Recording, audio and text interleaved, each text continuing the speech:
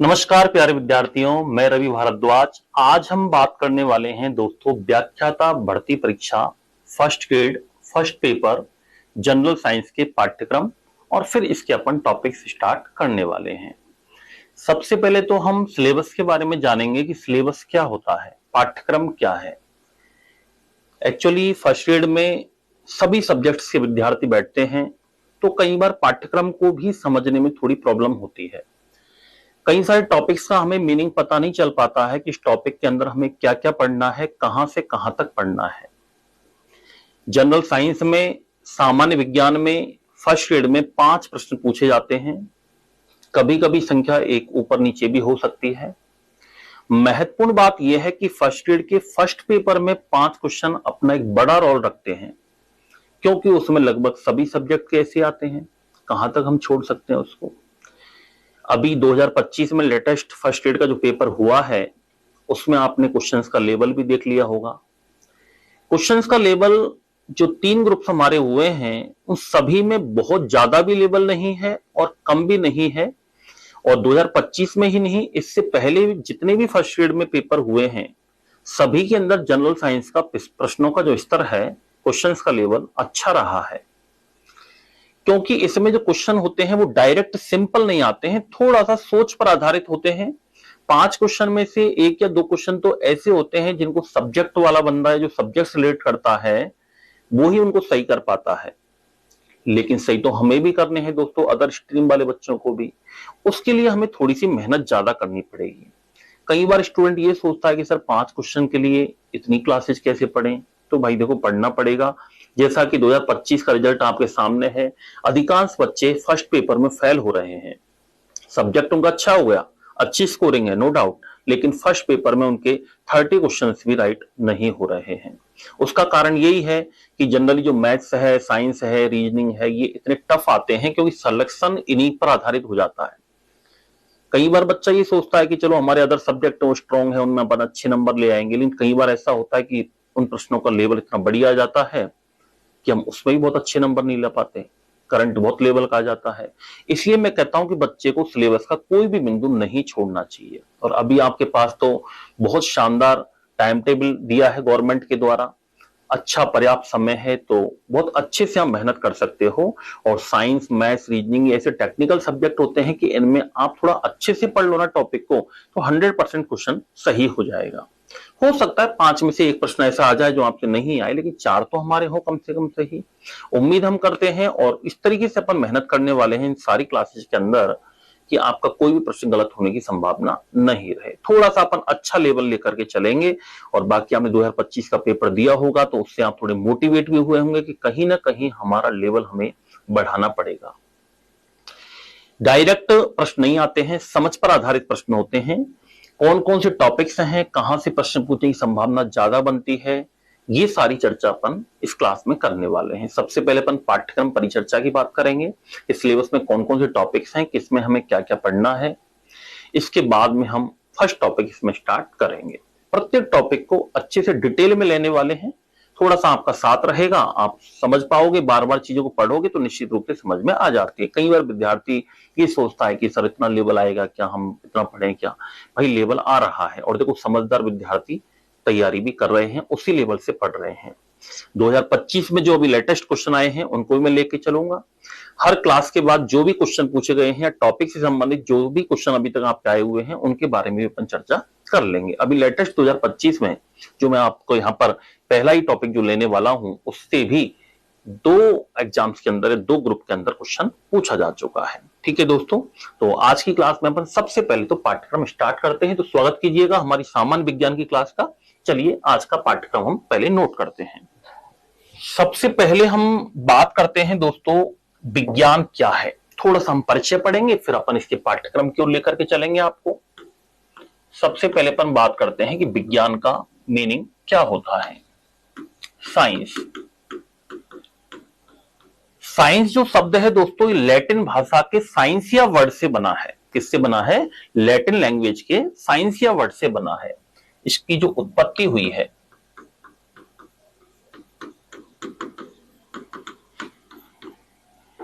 वो Latin language के word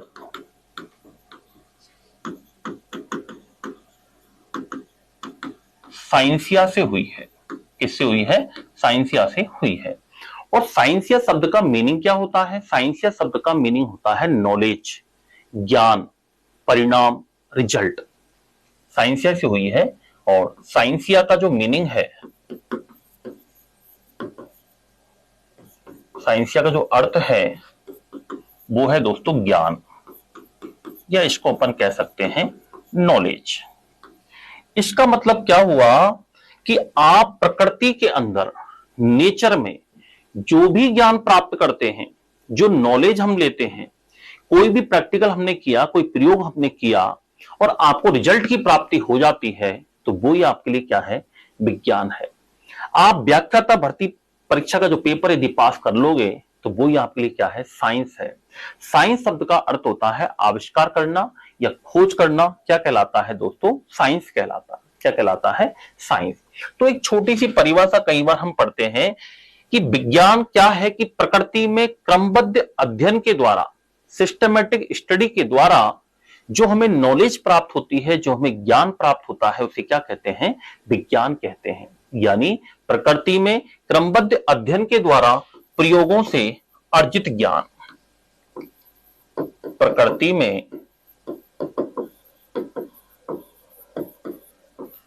क्रमबद्ध अध्ययन,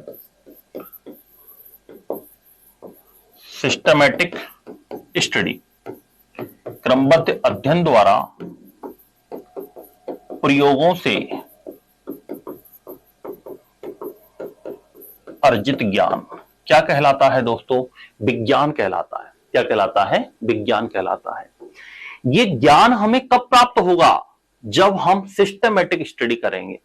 सिस्टमैटिक स्टडी का मीनिंग क्या होता है? क्रमबद्ध अध्ययन। सिस्टमैटिक स्टडी का मीनिंग क्या होता है? सिस्टमैटिक स्टडी का मीनिंग होता है कि सबसे पहले आप जो काम करने जा रहे हो उसका उद्देश्य मालूम होना हमें जरूरी है। बिना उद्देश्य के सफलता की प्राप्ति नहीं होती है। व्यक्ति का एक उद्देश्य होना चाहिए। फिलहाल भर्ती परीक्षाओं का दौर चल रहा है, कई सारी भर्तियां आ चुकी हैं, बच्चा भी कंफ्यूज है हम किसकी तैयारी करें। मेरा कहने का मतलब यह है कि आप टारगेट एक चुनो और ऐसा टारगेट चुनो जो आप प्राप्त कर सकते हो। आप ग्रेड मत देखो। आपका उद्देश्य है कि मुझे फर्स्ट ग्रेड व्याख्याता बनना है, ये सिलेबस मेरे अनुकूल है, मेरे अकॉर्डिंग है, मैंने पढ़ा हुआ है, पहले भी इसकी तैयारी की हुई है, तो आप इसी की तैयारी करें। क्योंकि जब हमें 50% 60% पहले से चीजें याद होती हैं तो 60 से 80 पहुंचने में समय कम लगता है। शुरुआत करने में समय ज्यादा लगता है, जीरो से उठने में समय थोड़ा सा ज्यादा लगता है। तो सबसे पहले तो हमारा उद्देश्य एक होना चाहिए। उद्देश्य को प्राप्त करने के लिए सेकंड पॉइंट आता है दोस्तों, आवश्यक सामग्री का होना जरूरी है। Essential requirements.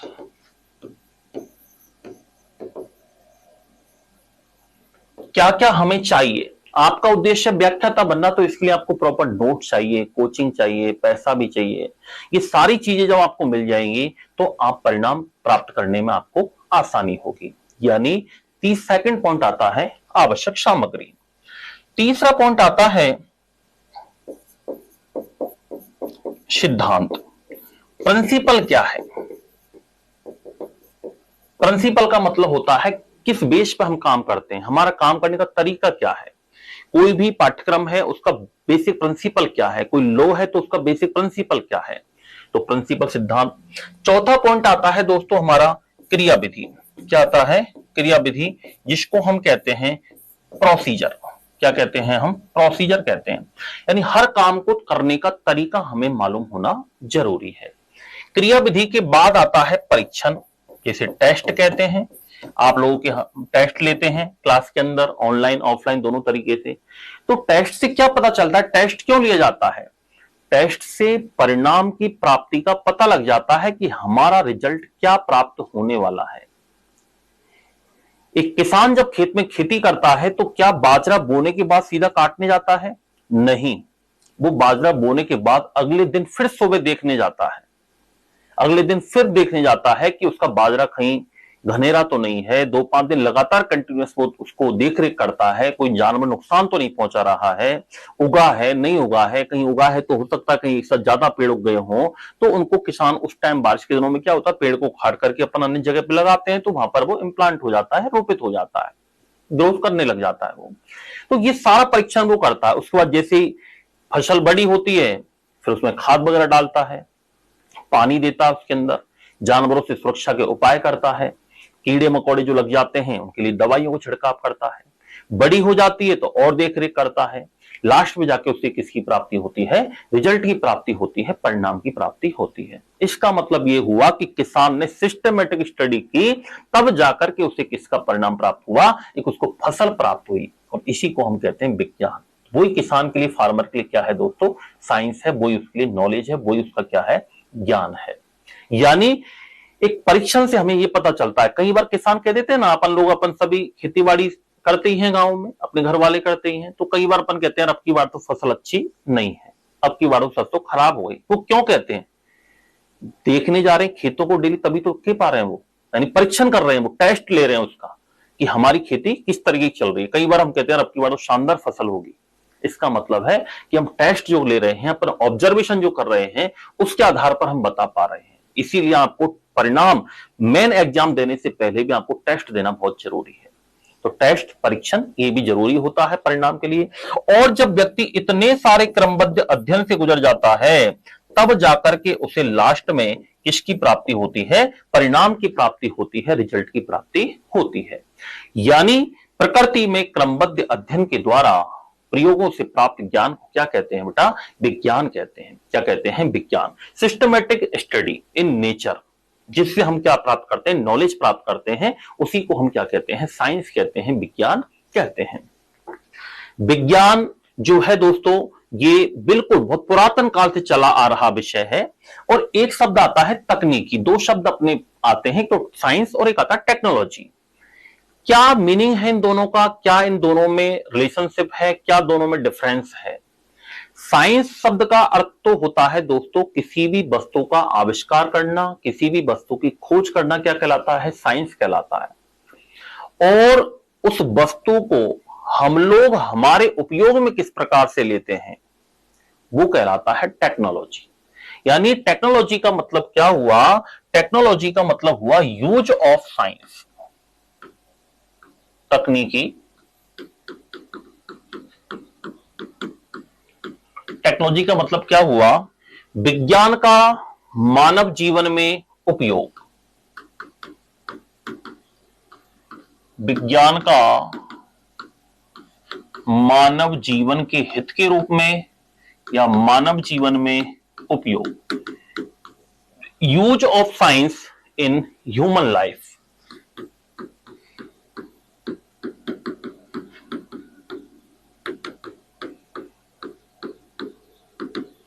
Use of science in human life.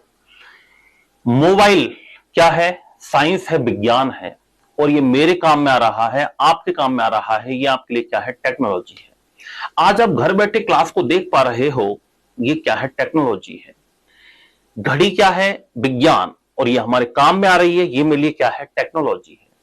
यानी विज्ञान का यूज करना ही क्या कहलाता है दोस्तों, तकनीकी कहलाता है। क्या कहलाता है, तकनीकी, टेक्नोलॉजी कहलाता है। तो आपको ये सुबह जागने से शाम को सोने तक आप कितनी वस्तुओं का उपयोग करते हैं, लगभग सारी विज्ञान की देन है। आप देख सकते हो आपके आमने सामने चारों तरफ जो भी कुछ दिखाई दे रहा है, वो सब क्या है, विज्ञान है दोस्तों। बिना साइंस के तो आजकल जीवन भी संभव नहीं हो रहा है। हर रोग का इलाज साइंस से हो रहा है, खेतीबाड़ी में साइंस हो रही है, चिकित्सा क्षेत्र में साइंस है, उद्योग धंधों में साइंस है, हर एरिया में साइंस का उपयोग बढ़ता जा रहा है। अब अपन बात करते हैं, ये तो हमारी कॉमनली इसकी बात हुई है दोस्तों। अब पहले अपन पाठ्यक्रम एक बार लिख लेते हैं, कौन कौन से टॉपिक्स हैं हमारे, फिर अपन इसमें 3 पार्ट्स के अंदर इसको पढ़ेंगे। हमारा जो जनरल साइंस का सिलेबस है दोस्तों, इसको 3 पार्ट्स के अंदर डिवाइड करते हैं। जनरल साइंस के अंदर 3 पार्ट्स आते हैं, कौन कौन से हैं,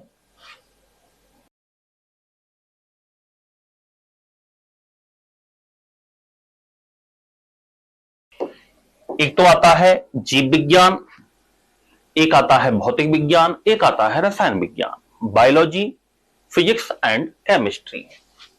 सबसे पहला पार्ट जीव विज्ञान,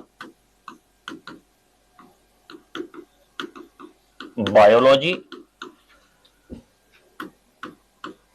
दूसरा पार्ट है दोस्तों रसायन विज्ञान, केमिस्ट्री। तीसरा पार्ट है भौतिक विज्ञान, फिजिक्स।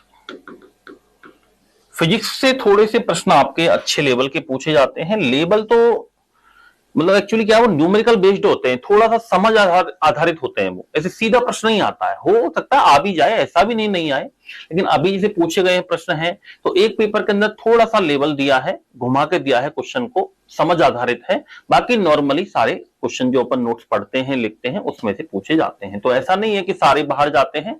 एक आध प्रश्न हो सकता है कि ऊपर नीचे हो सकता है, तो अपन इस लेवल से मेहनत करेंगे कि अपन का टारगेट रहेगा पूरे प्रश्न अपन एग्जाम में सही करके आए। इनमें कौन कौन से टॉपिक हैं, तो 3 टॉपिक है दोस्तों। बायोलॉजी, बायोलॉजी के बारे में भी आपको बताऊंगा। बायोलॉजी एक ग्रीक लैंग्वेज का वर्ड है। बायो का मीनिंग होता है लाइफ, लोगोस का अर्थ होता है अध्ययन, स्टडी, यानी लाइफ की स्टडी करना। लाइफ किसकी होती है दोस्तों? लिविंग ऑर्गेनिज्म, सजीवों की होती है। तो सजीवों में अपन लोग भी आते हैं, प्लांट्स भी आते हैं। प्लांट्स और एनिमल्स दोनों को मिलाकर हम कहते हैं लिविंग बॉडी, सजीव कहते हैं। और सजीवों का अध्ययन किसमें किया जाता है? बायोलॉजी के अंदर किया जाता है। बायोलॉजी शब्द का वैसे सबसे पहले यूज लेमार्क एंड ट्रेविनस ने किया था, और बायोलॉजी का जनक जो कहा जाता है वो अरस्तु को कहा जाता है। ठीक है, नॉर्मल सी बात है, अपन इसको लिखेंगे आगे चल करके। बायोलॉजी आधुनिक जीव विज्ञान, father of modern biology is called Charles Darwin. आधुनिक जीव विज्ञान का जनक किसको कहा जाता है? चार्ल्स डार्विन को कहते हैं। जीव विज्ञान का जनक अरस्तु को कहते हैं। और जीव विज्ञान बायोलॉजी शब्द का प्रयोग सबसे पहले 1801-2 में लेमार्क एवं ट्रेविनस ने किया था। ये बातें भी अब आगे अपन नोट करने वाले हैं, अभी सिलेबस नोट करेंगे। रसायन विज्ञान, केमिस्ट्री में केमिकल्स की स्टडी की जाती है, केमिकल रिएक्शंस की स्टडी की जाती है, और आज हर क्षेत्र में केमिकल्स का यूज हो रहा है। दवाइयां बिना केमिकल्स के पॉसिबल नहीं होती हैं, एग्रीकल्चर बिना केमिकल के पॉसिबल नहीं होता है। इसके अलावा अपन बात करें इंडस्ट्री लेवल की बात करें तो बिना केमिकल के नहीं हो पाता है। फिजिक्स दोस्तों, एवरीडे लाइफ में फिजिक्स भी बहुत जरूरी है। अपन जो पढ़ रहे हैं सारी टेक्नोलॉजी वगैरह है, ये सब क्या है, इसमें कुछ फिजिक्स का भी योगदान होता है। कौन कौन से टॉपिक से हैं? सबसे पहले अपन बात करते हैं दोस्तों जीव विज्ञान के अंदर बात करें अपन तो जीव विज्ञान में आपके एक टॉपिक दे रखा है दोस्तों, पहला टॉपिक जिसका नाम है नियंत्रण एवं समन्वय। पहला टॉपिक है नियंत्रण एवं समन्वय, कंट्रोल एंड कोऑर्डिनेशन। क्या नाम है दोस्तों? Control and coordination. Control and coordination, नियंत्रण एवं समन्वय। अब कई बच्चों को तो यही पता नहीं चलता कि साहब इसमें पढ़ना क्या है हमें। तो याद रखना दोस्तों, इसमें अपन 3 टॉपिक पढ़ेंगे। कौन कौन से 3 टॉपिक्स इसमें कौन कौन से आने वाले हैं? सबसे पहला टॉपिक इसमें आता है तंत्रिका तंत्र। पहले तो इसका मीनिंग समझो, ये टॉपिक कहना क्या चाह रहा है? ये टॉपिक कहना चाह रहा है कि हमारी बॉडी में, अब इसमें ये नहीं दिया कि जंतुओं में, पादप में, तो हमें एनिमल का भी पढ़ना पड़ेगा, प्लांट का भी पढ़ना पड़ेगा। प्लांट का बहुत छोटा सा है, आधा घंटे का मैटर है, मेन है एनिमल्स का, हम लोगों का, ह्यूमन बॉडी का। हमारी बॉडी में कंट्रोल एंड कोऑर्डिनेशन कैसे होता है? आप पूरी बॉडी को संतुलित रख पा रहे हो, ये कंट्रोल है। तो इसके लिए कौन कौन से सिस्टम होते हैं हमारी बॉडी में? तो इसके लिए सिस्टम होते हैं दोस्तों 2। एक तो होता है तंत्रिका तंत्र, नर्वस सिस्टम, और एक होता है अंतःस्रावी तंत्र, एंडोक्राइन सिस्टम। कौन सा होता है? अंतःस्रावी तंत्र, एंडोक्राइन सिस्टम। तो तंत्रिका तंत्र होता है नर्वस सिस्टम, दूसरा होता है अंतःस्रावी तंत्र, जिसको बोलते हैं एंडोक्राइन सिस्टम। क्या बोलते हैं? एंडोक्राइन सिस्टम बोलते हैं। पहला टॉपिक हो गया। इसका सी पॉइंट और याद रखना, एक इसमें हम छोटा सा पार्ट और पढ़ेंगे, पादप हार्मोन्स। एक्चुअली ये एक टॉपिक नहीं, ये 3 टॉपिक हो गए। अपने सबसे ज्यादा जो बड़ा सिलेबस है ना, वो बायोलॉजी का है, याद रखना। बायोलॉजी का सबसे बड़ा सिलेबस है, याद रखना। और इसके अंदर तीसरा जो टॉपिक आता है दोस्तों, वो कौन सा है? वो टॉपिक है हमारा प्लांट हार्मोन्स। कौन सा टॉपिक है हमारा? प्लांट हार्मोन्स, पादप हार्मोन। इसमें भी अपन बात करेंगे। एक बार यहां से भी प्रश्न आपकी पूछा जा चुका है। अभी लेटेस्ट 2025 में तंत्रिका तंत्र से प्रश्न आया हुआ है, बताऊंगा मैं। अनुमस्तिष्क पर प्रश्न आया हुआ है, मेटेंसेफेलॉन पर। दो पेपर के अंदर लगातार पूछा गया है, थोड़ा सा लैंग्वेज बदली, क्वेश्चन एक ही था। ज्यादातर जो शिफ्ट के अंदर पेपर होते हैं ना, उनमें ये भी होता है कि मटेरियल सेम होता है, बस क्वेश्चन का लेवल बदल दिया जाता है, थोड़ा सा लैंग्वेज बदल दी जाती है। कई बार ऑप्शन से क्वेश्चन बन जाता है, क्वेश्चन से ऑप्शन बन जाते हैं। इस तरीके का भी देखने को मिला है कि कई सारे जब पेपर होते हैं शिफ्ट के अंदर, तो उनमें एक पेपर से दूसरे पेपर में कई सारे क्वेश्चन ऐसे मैच कर जाते हैं। तो मैं बताऊंगा कौन सा प्रश्न आया हुआ है। तो 3 ABC ये नियंत्रण एवं समन्वय में अपन को पढ़ना पड़ेगा। दूसरा टॉपिक जो है दोस्तों हमारा, वो है आनुवंशिकी। कौन सा है? आनुवंशिकी, जेनेटिक्स। एक टॉपिक है आपके आनुवंशिकी। क्या क्या पढ़ेंगे इसमें अपन, एक बार ये भी बात कर लेते हैं, क्योंकि स्टार्टिंग में हमें दिमाग में सब कुछ क्लियर होना जरूरी है। तंत्रिका तंत्र में हम ब्रेन के बारे में बात करेंगे, स्पाइनल कॉर्ड के बारे में बात करेंगे, मस्तिष्क के बारे में बात करेंगे, मेरुरज्जु के बारे में बात करेंगे। जितनी भी हमारी तंत्रिकाएं होती हैं, न्यूरॉन्स वगैरह होती हैं, उनके बारे में अपन चर्चा करेंगे। इसके अलावा अपन बात करेंगे इसके अंदर तंत्रिका तंत्र के टाइप्स कौन कौन से हैं। सेंट्रल नर्वस सिस्टम, केंद्रीय तंत्रिका तंत्र, परिधीय तंत्रिका तंत्र, पेरिफेरल नर्वस सिस्टम, सोमेटिक कायिक तंत्रिका तंत्र, और एक होता है स्वायत्त तंत्रिका तंत्र, ऑटोनोमस नर्वस सिस्टम। न्यूरॉन्स वगैरह क्या होती हैं, सबसे बड़ी न्यूरॉन, सबसे छोटी, सबसे लंबी, जो नर्व इंपल्स होते हैं, तंत्रिका आवेग होते हैं, उनका संवहन कैसे होता है, और नर्व टिश्यू क्या होता है। यहां से भी एक बार प्रश्न आपके आ चुका है नर्व टिश्यू पर भी से भी, कि आवेगों के संवहन का सही क्रम क्या है। तो इस प्रकार के प्रश्न इसमें से पूछे जा सकते हैं। सारे डिटेल स्टडी हम आगे करने वाले हैं। अंतःस्रावी तंत्र की बात करें तो अंतःस्रावी तंत्र में जितनी भी हैं सारी ग्लैंड्स आती हैं, सारी ग्रंथियां आती हैं दोस्तों। Pituitary, thyroid, parathyroid, pineal, adrenal, liver, pancreas, ठीक है, इन सब के बारे में अपन पढ़ने वाले हैं। और प्लांट हार्मोन्स में कुछ हार्मोन्स हैं, auxin, gibberellin, cytokinin, abscisic acid, gibberellin, ठीक है, एथिलीन हार्मोन, जिब्रेलिन हार्मोन, इन सभी के बारे में बात करेंगे। सेकंड पॉइंट आता है आनुवंशिकी, जेनेटिक्स। ये पूरा चैप्टर है, इसमें आनुवंशिकी की शब्दावली कौन सी है, मेडल के नियम कौन कौन से हैं, मेडल के प्रयोग कौन कौन से हैं। इसके अलावा इसमें डीएनए क्या होता है, आरएनए क्या होता है, जीन वगैरह क्या होते हैं, क्रोमोसोम वगैरह क्या होते हैं, क्रोमोसोमल डिसऑर्डर क्या होते हैं। आ चुका है क्रोमोसोमल डिसऑर्डर पर भी 2013 वाली भर्ती में क्वेश्चन आ चुका है, ल्यूकेमिया पर। तो इस प्रकार के प्रश्न इसमें से पूछे जाते हैं। बड़ा चैप्टर है, थोड़ा सा सिलेबस बड़ा है, अच्छे से पढ़ेंगे तो क्वेश्चन एग्जाम में आपको आसानी से मिलेंगे। शॉर्ट कुछ नहीं होता दोस्तों, मेहनत के लिए, सफलता के लिए कहीं ना कहीं अपन को लॉन्ग रास्ता चुनना पड़ता है, और वो रास्ता है केवल और केवल हार्डवर्क, मेहनत। तीसरा जो इसका पार्ट है वो है दोस्तों जैव विकास।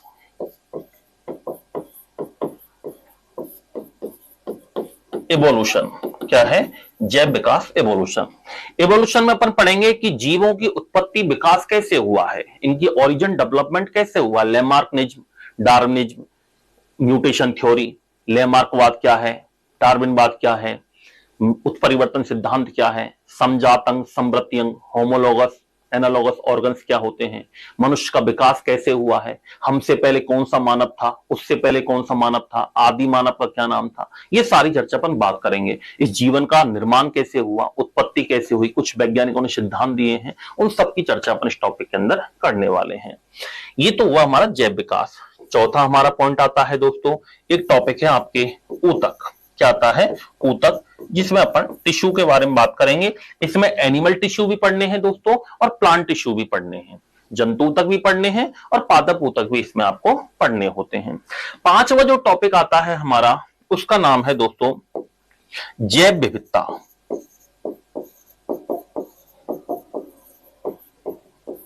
जैव विविधता संरक्षण, biodiversity conservation,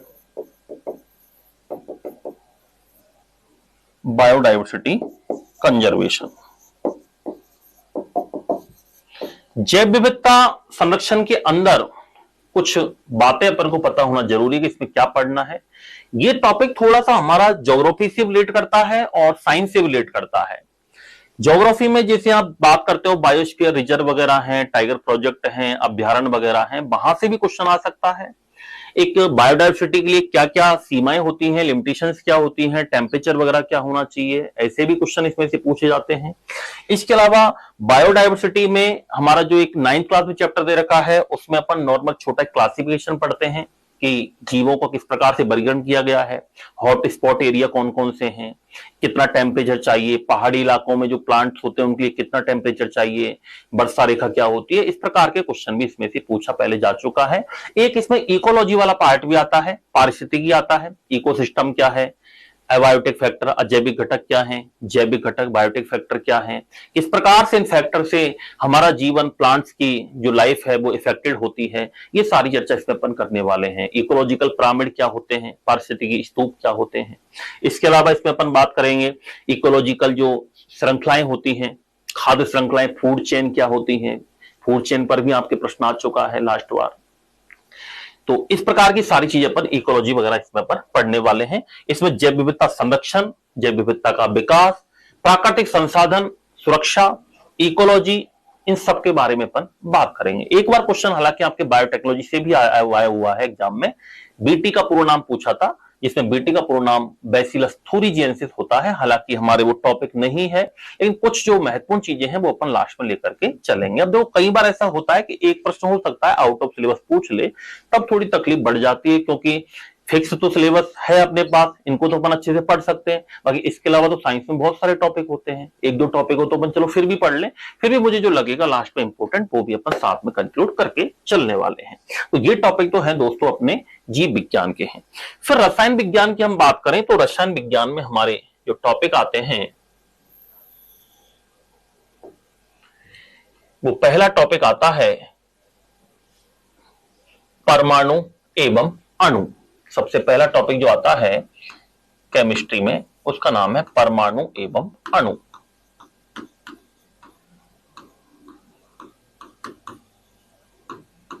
atom and molecule, परमाणु एवं अणु। इसमें अपन परमाणु के सारे मॉडल पढ़ेंगे, तत्व यौगिक मिश्रण क्या होते हैं। अभी 2025 में यौगिक में से क्वेश्चन आया है, सरल प्रश्न था वो, जिसको तत्व यौगिक की परिभाषा मालूम है वो कर सकता है। ऐसा नहीं है कि सारे प्रश्न लेवल के आते हैं, कुछ प्रश्न सिंपल भी आते हैं। यौगिकों के उदाहरण पूछे थे तो सिंपल प्रश्न था, मैं समझता हूं कि लगभग अधिकांश बच्चों ने वो सही किया हुआ होगा। वैसे जो सरल प्रश्न होते हैं ना, उनको करने से केवल हम भीड़ में शामिल होते हैं या ऊपर पहुंचते हैं, ना कि सिलेक्शन ले पाते हैं। सिलेक्शन ले पाते हैं थोड़ा सा अच्छे क्वेश्चन से। अगर आपने सरल प्रश्न सही किया है तो आप औरों के बराबरी में आए हो, और आपने यदि कठिन प्रश्न, अच्छे लेवल का प्रश्न सही किया है तो आप दुगनी स्पीड से आगे बढ़ जाते हो। तो थोड़े से लेवल के प्रश्न जब तक हमारे सही नहीं होंगे तब तक हम टॉप में नहीं आते हैं, क्योंकि दोस्तों वैकेंसी बहुत कम होती हैं और भीड़ भाड़ बहुत ज्यादा है, आप सभी समझते हो। तो थोड़ा सा लेवल से भी अपन को चीजों को पढ़ना होता है। सेकंड पॉइंट आता है इसमें, सेकंड जो अपना सिलेबस का पार्ट है वो है कार्बन तथा कार्बन के यौगिक। कार्बन तथा कार्बन के यौगिक।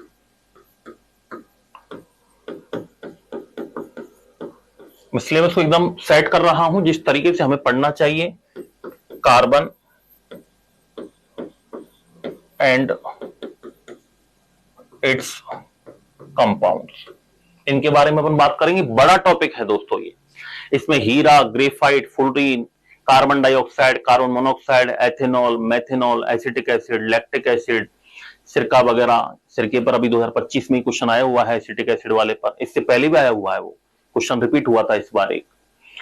इसके अलावा अपन बात करें तो कार्बन कंपाउंड्स के अंदर CNG, LPG, petrol, diesel, carbon monoxide वगैरह है, एथिलीन, इन सब के बारे में अपन, ethyl alcohol, methyl alcohol, benzene वगैरह क्या होता है, हाइड्रोकार्बन क्या होते हैं, सीएनजी, एलपीजी क्या होती है, पीएनजी क्या होती है, ये पूरे सारे यौगिक हैं दोस्तों। इनके बारे में अपन आगे बात करने वाले हैं। इसके अलावा इसमें साबुन अपमार्जक भी पढ़ेंगे। साबुन से भी एक बार क्वेश्चन आ चुका है आपके, प्लास्टिक से भी क्वेश्चन आ चुका है आपके, क्योंकि प्लास्टिक आउट ऑफ सिलेबस नहीं है, याद रखना। कई बच्चे बोलते हैं साहब प्लास्टिक से क्वेश्चन आ गया, साहब क्या करें, आउट ऑफ सिलेबस है। नहीं भैया, प्लास्टिक कार्बन का ही रूप है, साबुन अपमार्जक कार्बन का ही रूप है, रबड़ कार्बन का ही रूप है, रेशे कार्बन का ही रूप है। तो रेशों से प्रश्न आ चुका है आपके, एक बार डेक्रोन का पूछा था। तो इसमें अपन रेशे पढ़ेंगे, प्लास्टिक पढ़ेंगे, साबुन अपमार्जक पढ़ेंगे, इसके अलावा इसमें रेशे रबर वगैरह के बारे में पढ़ेंगे, और कार्बन के जो अदर यौगिक हैं, कार्बन की दुनिया में 5 लाख से ज्यादा यौगिक हैं, जिनमें से जो हमारे इंपोर्टेंट हैं, जो हमारे एनसीईआरटी में दे रखे हैं, वो हम इसमें बात करने वाले हैं। महत्वपूर्ण बात यह है कि सारी चर्चा अपन एनसीईआरटी बेस्ड करेंगे, क्योंकि दोस्तों वर्तमान में जो पेपर हो रहे हैं उनमें एनसीईआरटी से महत्वपूर्ण प्रश्न पूछे जा रहे हैं और एनसीईआरटी बेस्ड ही हमको पढ़ना है, तो एनसीईआरटी तो हमें बिल्कुल क्लियर इसमें करनी पड़ेगी। तीसरा अपन बात करते हैं इसमें रासायनिक अभिक्रिया एवं समीकरण।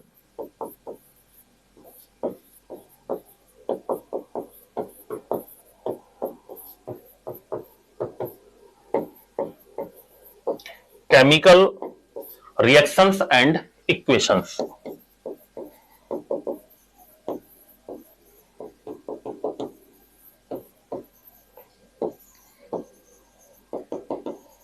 केमिकल रिएक्शंस एंड इक्वेशंस, ये 3 टॉपिक हमारे क्या हैं दोस्तों, केमिस्ट्री में है, याद रखना। और अब बात करते हैं अपन फिजिक्स के लिए। तो फिजिक्स में 2 चैप्टर हैं अपने। एक तो अपना चैप्टर है दोस्तों बल, फोर्स, दूसरा आता है गति। ये एक शब्द का बल तथा गति के नियम, वैसे इसको एक ही चैप्टर मानते हैं लेकिन वैसे ब्रॉड है, अलग अलग हैं ये। मोशन मैकेनिक्स में इनका अध्ययन किया जाता है। और एक टॉपिक है अपने कार्य तथा ऊर्जा।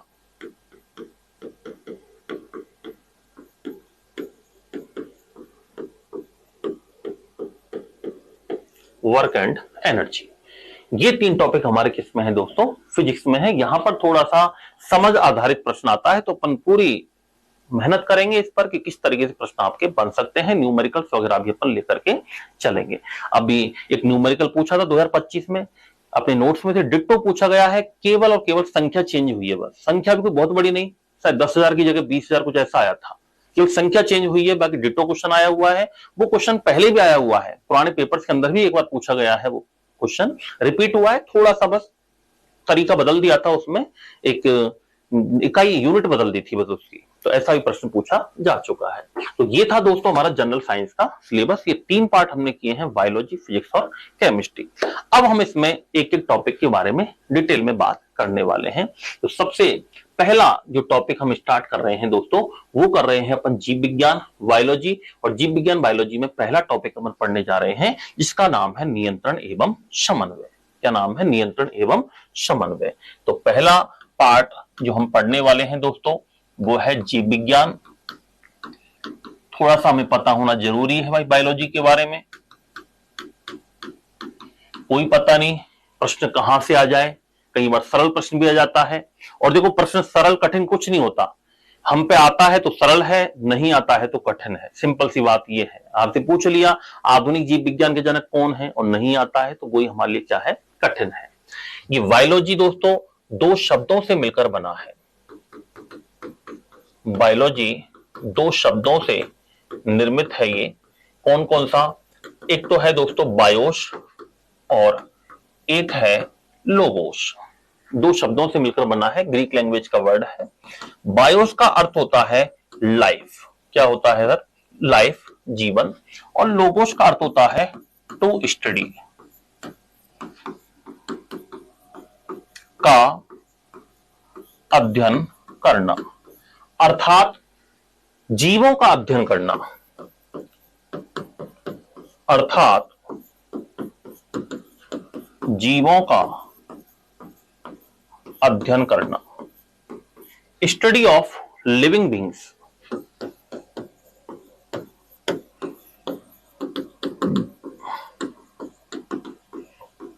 सजीवों का अध्ययन करना, और सजीवों के अंदर कौन आते हैं, एनिमल भी आते हैं, प्लांट्स भी आते हैं। सजीव के अंदर एनिमल भी आते हैं और साथ में इसमें प्लांट्स भी आते हैं, दोनों को मिलाकर हम क्या कहते हैं, लिविंग बॉडी कहते हैं। बायोलॉजी वर्ड का सर्वप्रथम उपयोग सबसे पहले जो यूज किया था वो लेमार्क एवं ट्रेविरनस के द्वारा किया गया है।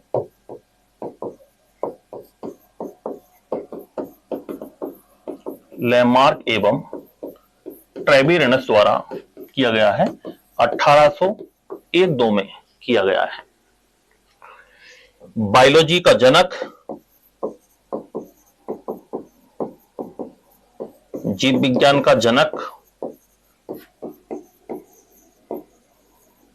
Father of biology is called अरस्तु, Aristotle.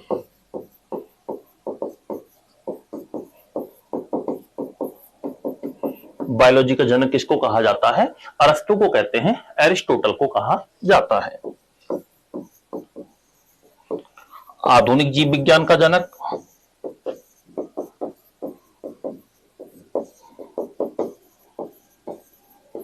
Father of modern biology,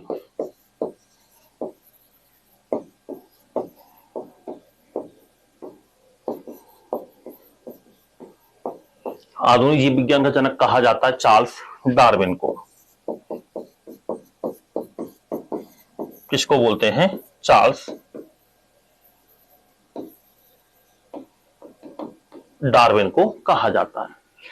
ये बायोलॉजी में दो चीजें आती हैं, एक तो बॉटनी भी आती है और एक जूलॉजी भी आती है। जूलॉजी जंतु शास्त्र, बॉटनी बोलते हैं पादप शास्त्र। जंतु शास्त्र में जंतुओं का अध्ययन किया जाता है दोस्तों, और पादप शास्त्र में पादपों का अध्ययन किया जाता है। जीव विज्ञान की यदि अपन बात करें तो इसमें दो पार्ट आते हैं। एक तो पार्ट आता है हमारा जंतु शास्त्र, जिसको बोलते हैं जूलॉजी।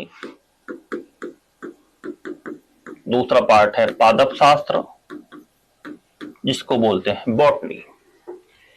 जंतु शास्त्र में जंतुओं का अध्ययन किया जाता है।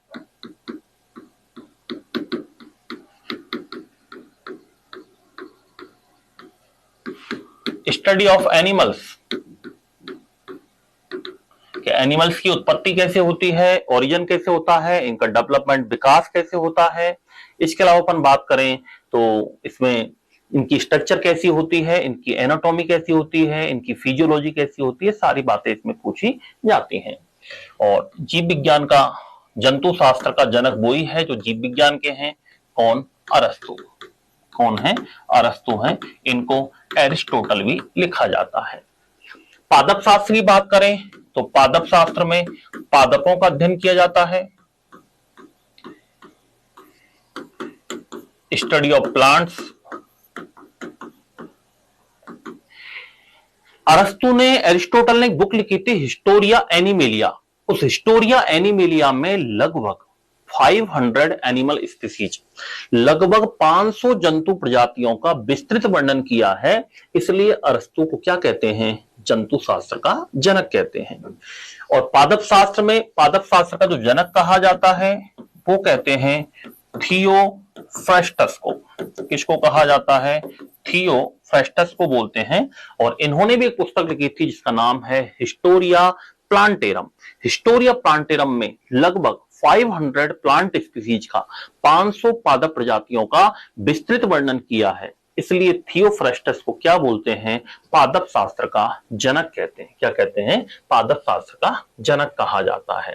तो ये बात थी दोस्तों हमारी बायोलॉजी की एक सामान्य परिचय। अब अपन इसमें दोस्तों पहला टॉपिक अपन इसमें स्टार्ट करने वाले हैं। इसका नाम क्या है दोस्तों? नियंत्रण एवं समन्वय, कंट्रोल एंड कोऑर्डिनेशन। क्या नाम है दोस्तों? Control and coordination. जैसा कि आपके सामने जो दिख रहा है आपको, वो दिख रहा है ब्रेन। क्या दिख रहा है दोस्तों? ब्रेन। और ब्रेन के अंदर ये न्यूरॉन्स वगैरह होती हैं, नर्व वगैरह होती हैं। ये सारी चर्चा इस टॉपिक के अंदर अपन करने वाले हैं। सबसे पहला जो तंत्र है हमारा, दो सिस्टम इसमें अपन पढ़ने वाले हैं। एक तो अपन पढ़ेंगे इसमें नर्वस सिस्टम, और एक इसमें अपन पढ़ेंगे एंडोक्राइन सिस्टम। तो ये दोस्तों एक बार अपन इमेज को एक बार देख लीजिए, जिससे आपके दिमाग में क्लियर हो जाएगा कि अभी हम क्या पढ़ने वाले हैं। तो नियंत्रण एवं समन्वय। नियंत्रण एवं समन्वय में यदि अपन बात करें तो सबसे पहले टॉपिक लगाएंगे, स्टार्ट करते हैं। नियंत्रण एवं समन्वय में जो पहला पार्ट अपन पढ़ने वाले हैं उसका नाम है तंत्रिका तंत्र, या इसको कहा जाता है नर्वस सिस्टम। क्या बोलते हैं? Nervous system. तंत्रिका तंत्र के नाम से इसको जाना जाता है। एक्चुअली तंत्रिका तंत्र में क्या क्या चीजें आती हैं? तंत्रिका तंत्र, नर्वस सिस्टम। अभी फिलहाल इसमें से 2025 में 2 पेपर के अंदर इसमें से क्वेश्चन पूछे जा चुके हैं। डायग्राम में आपको दिख रहा है 3 चीजें इसमें मैंने नोट की हैं, तो ब्रेन, स्पाइनल कॉर्ड और एक है नर्व, मेरुरज्जु। ब्रेन को अपन कहते हैं दोस्तों मस्तिष्क, स्पाइनल कॉर्ड को कहते हैं मेरुरज्जु और नर्व को बोलते हैं तंत्रिकाएं। 3 बातें हो गई। तो पहला क्वेश्चन हमारा बन गया कि तंत्रिका तंत्र का निर्माण किस किस से मिलकर होता है। तो याद रखना, brain, spinal cord and nerve, मस्तिष्क, मेरुरज्जु और इनसे निकलने वाली तंत्रिकाओं से मिलकर के क्या बना होता है, तंत्रिका तंत्र बना होता है। क्या बना होता है, तंत्रिका तंत्र बना होता है। तंत्रिका तंत्र का अध्ययन क्या कहलाता है दोस्तों, न्यूरोलॉजी कहलाता है। तो सबसे पहले तो अपन इसकी बात करते हैं कि इसका निर्माण किस किस से मिलकर के होता है। तो शरीर में पाए जाने वाला वह तंत्र जो सोचने समझने के साथ साथ, थिंकिंग अंडरस्टैंडिंग के साथ साथ हमारे शरीर के अन्य तंत्रों के साथ कंट्रोल एंड कोऑर्डिनेशन का काम करता है, नियंत्रण एवं समन्वय का काम करता है, उसे क्या कहते हैं दोस्तों, तंत्रिका तंत्र कहते हैं। क्या कहते हैं, तंत्रिका तंत्र के नाम से जाना जाता है। यानी ये सोचने समझने के साथ साथ, सोचने समझने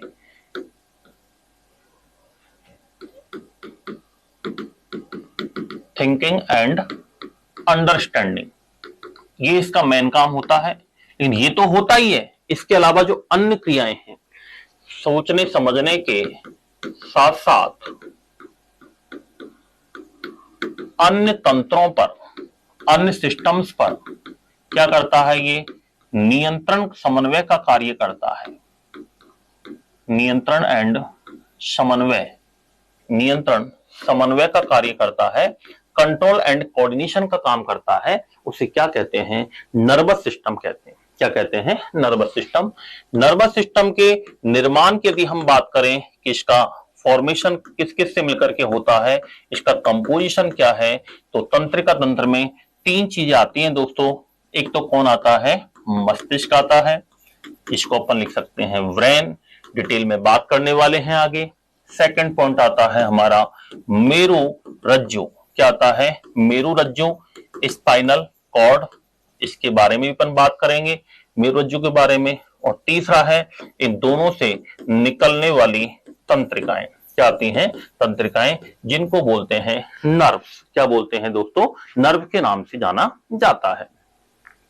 तंत्रिका तंत्र का अध्ययन विज्ञान की शाखा में किया जाता है, उसको बोलते हैं न्यूरोलॉजी। क्या बोलते हैं, न्यूरोलॉजी। क्या बोलते हैं, न्यूरोलॉजी। तंत्रिका तंत्र का अध्ययन क्या कहलाता है दोस्तों, न्यूरोलॉजी में किया जाता है। सभी प्राणियों का जो नर्वस सिस्टम है उसका निर्माण किससे होता है, न्यूरॉन से मिलकर के होता है। न्यूरॉन क्या काम करते हैं, स्टिमुलस को लाते हैं, उद्दीपनों को लाते हैं, उस उद्दीपन को, स्टिमुलस को पहचानते हैं, फिर उसको आगे ट्रांसमिट करते हैं। तो transmission of nerve impulse, transmission of stimulus, उद्दीपन को लाते हैं, उद्दीपन को पहचान करके उसको ग्रहण करके संचरण करने का काम कौन करता है, न्यूरॉन करता है। तो इसका मेन काम क्या होगा, तंत्रिका तंत्र का मेन फंक्शन क्या होगा, मेन कार्य क्या होगा, तो उद्दीपनों को पहचान कर, ग्रहण करके संचरण करना। उद्दीपनों को पहचान करके संचरण करना, ट्रांसमिशन ऑफ स्टिमुलस, उद्दीपनों को संचरित करने का काम कौन करता है, तंत्रिका तंत्र करता है। मैंने आपको पिंच हुई, तुरंत आपने हाथ को हटा लिया, गर्म तवे पर हाथ रखते हैं, तुरंत हाथ को हटा लिया। क्या है ये है नर्व इंपल्स, ये है न्यूरॉन्स की क्रियाविधि। न्यूरॉन हम पढ़ेंगे आगे, 2 टाइप के होते हैं, सेंसरी और एक होता मोटर, संवेदी और एक होता चालक। जो संवेदनाओं को ग्रहण करता है वो संवेदी होती है, जैसे आप देख रहे हो, सुन रहे हो, खुशबू आ रही है, ये तो है संवेदी। और मोटर का मतलब है आपकी बॉडी उसकी जो रिएक्ट में काम कर रही है वो कौन सी है, चालक तंत्रिका है, उसको मोटर तंत्रिका बोलते हैं। क्या बोलते हैं, मोटर।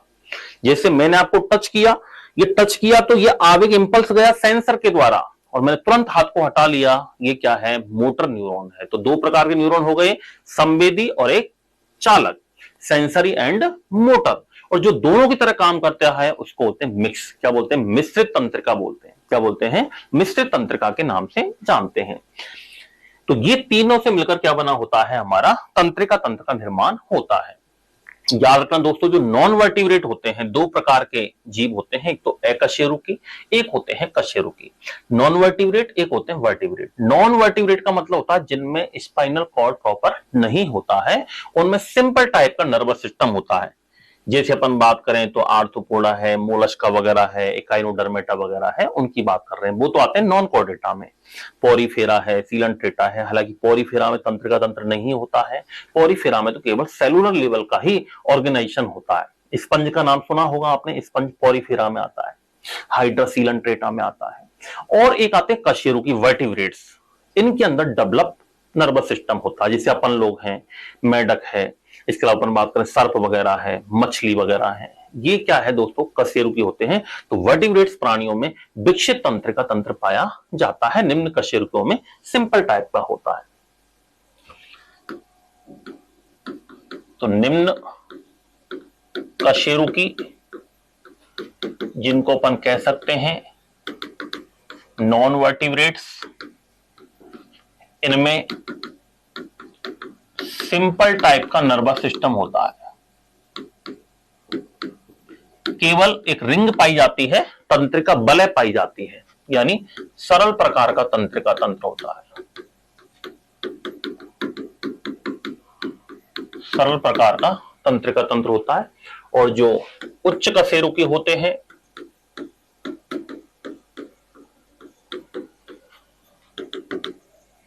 वर्टिब्रेट्स, इनमें थोड़ा सा वेल डेवलप्ड होता है, डेवलप्ड नर्वस सिस्टम होता है।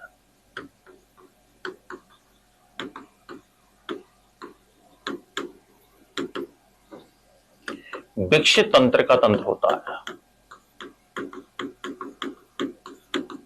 विकसित तंत्रिका तंत्र पाया जाता है। तो ये भी बात अपन को इसमें याद रखनी है। अब अपन बात करते हैं तंत्रिका तंत्र जो है दोस्तों, इसको तीन भागों में बांटा जाता है। कितने भागों में बांटा जाता है, तीन भागों में। कई जगह आपको दो भी लिखे मिल सकते हैं, क्योंकि दो में ही फिर तीसरा आ जाता है।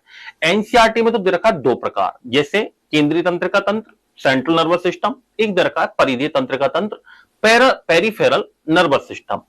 फिर परिधीय के दो भाग कर रखे हैं, कायिक तंत्रिका तंत्र, सोमेटिक नर्वस सिस्टम, और एक कर रखा है स्वायत्त तंत्रिका तंत्र, जिसको बोलते हैं ऑटोनॉमस नर्वस सिस्टम। गाइड वगैरह आप पढ़ोगे, वहां पर आपको अलग अलग लिखा मिल जाता है, कई बार केंद्रीय, परिधीय और तीसरा स्वायत्त। अपन थोड़ा सा एनसीईआरटी के अकॉर्डिंग चलते हैं, बात एक ही, मैंने आपको दोनों तरीके बता दिए हैं। तो तंत्रिका तंत्र जो है,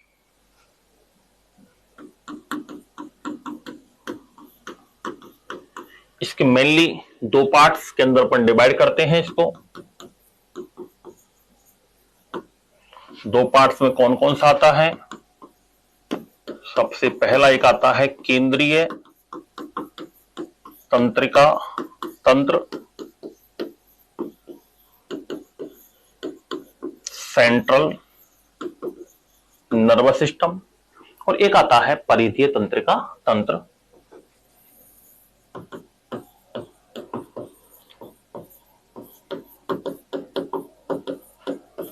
पेरिफेरल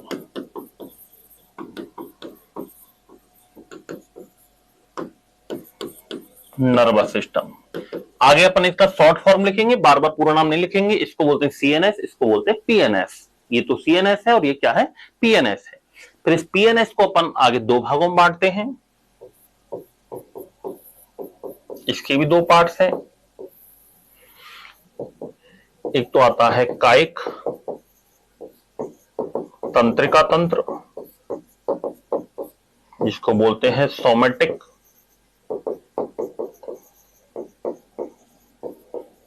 नर्वस सिस्टम, और एक आता है इसके अंदर दूसरा स्वायत्त तंत्रिका तंत्र, स्वायत्त तंत्रिका तंत्र। इसको बोलते हैं ऑटोनॉमस नर्वस सिस्टम। और जो ऑटोनॉमस नर्वस सिस्टम है ये दो टाइप का होता है।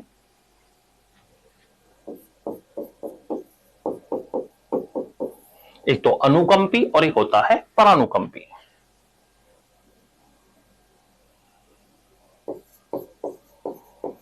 अनुकंपी बोले तो सिंपैथेटिक,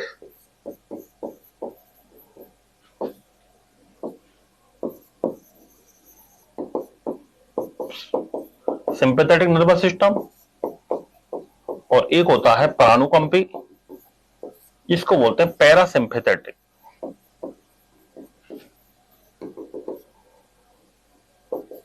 पैरासिम्पैथेटिक नर्वस सिस्टम, अनुकंपी तंत्र का तंत्र, और एक होता है दोस्तों परिधीय तंत्र का तंत्र।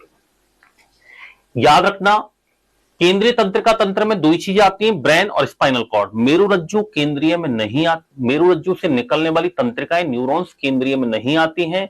न्यूरॉन्स जो आती हैं वो पेरिफेरल में आती हैं। किस में आती हैं? पेरिफेरल के अंदर आती है। तो अपन जब पेरिफेरल पढ़ेंगे तब न्यूरॉन्स के बारे में बात करेंगे। अभी अपन इससे पहला पार्ट पढ़ने जा रहे हैं, इसका नाम क्या है दोस्तों? केंद्रीय तंत्रिका तंत्र। क्या नाम है? केंद्रीय तंत्रिका तंत्र।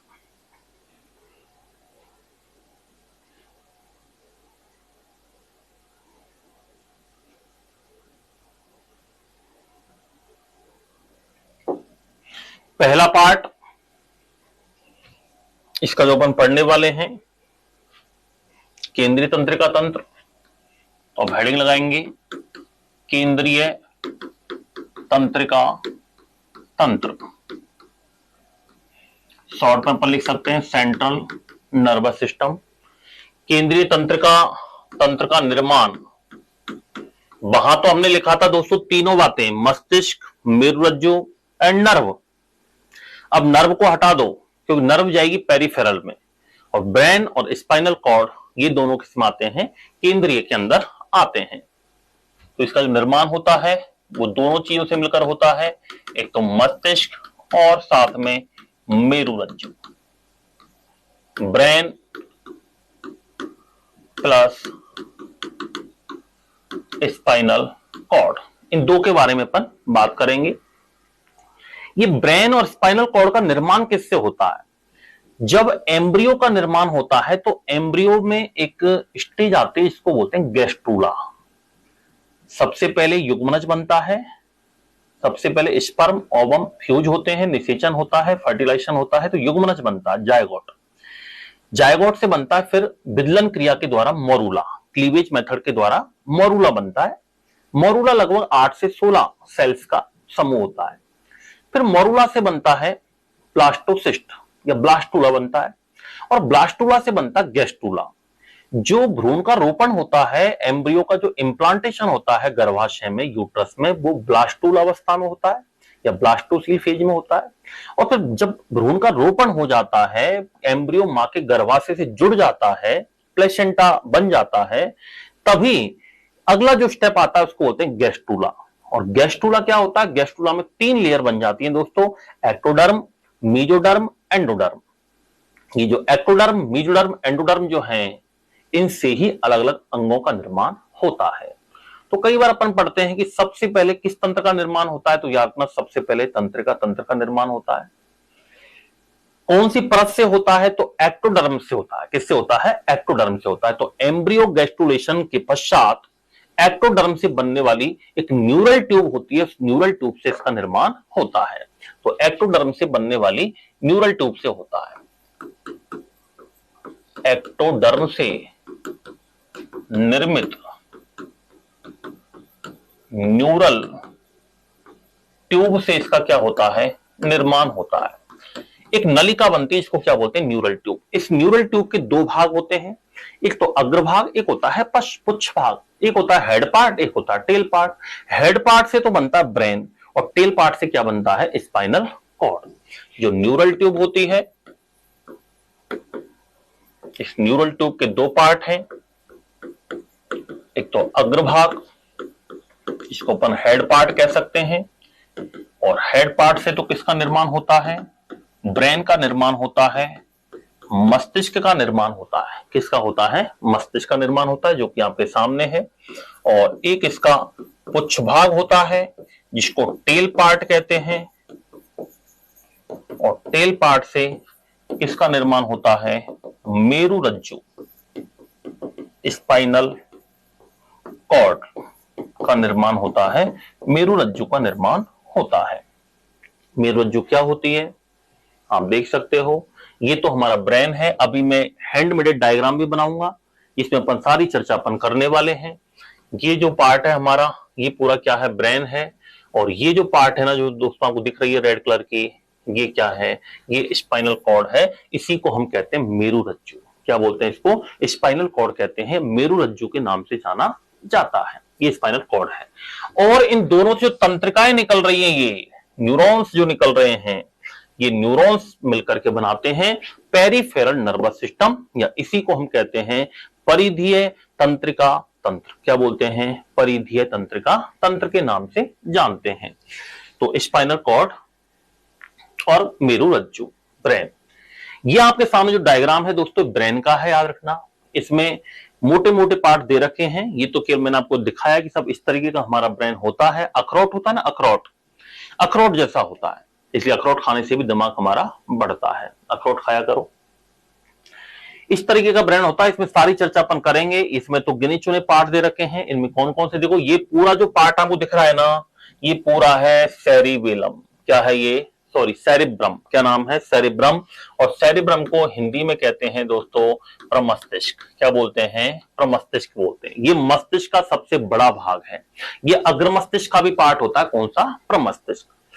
एक इसमें पार्ट ये बीच में ये दे रखा है दोस्तों, पूरा ये इधर से ये वाला पार्ट, इस पूरे को नाम दिया डाइएनसेफ्लॉन।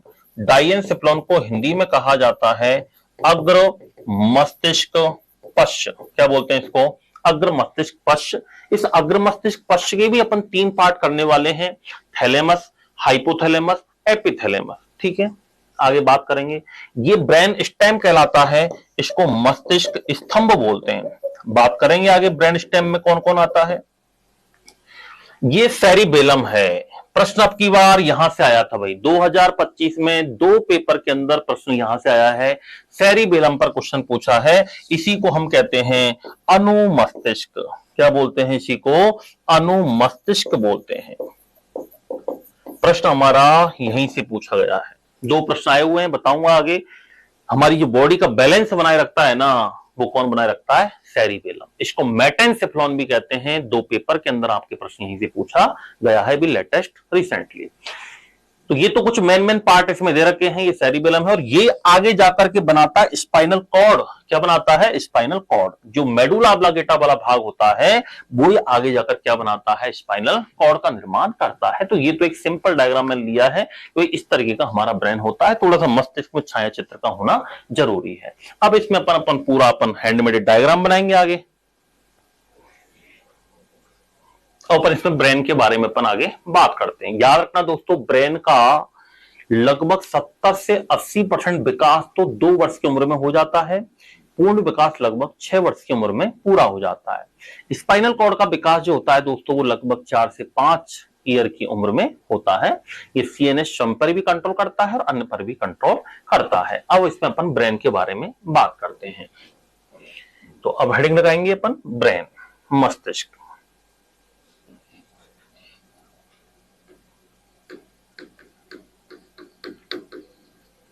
मस्तिष्क, ब्रेन।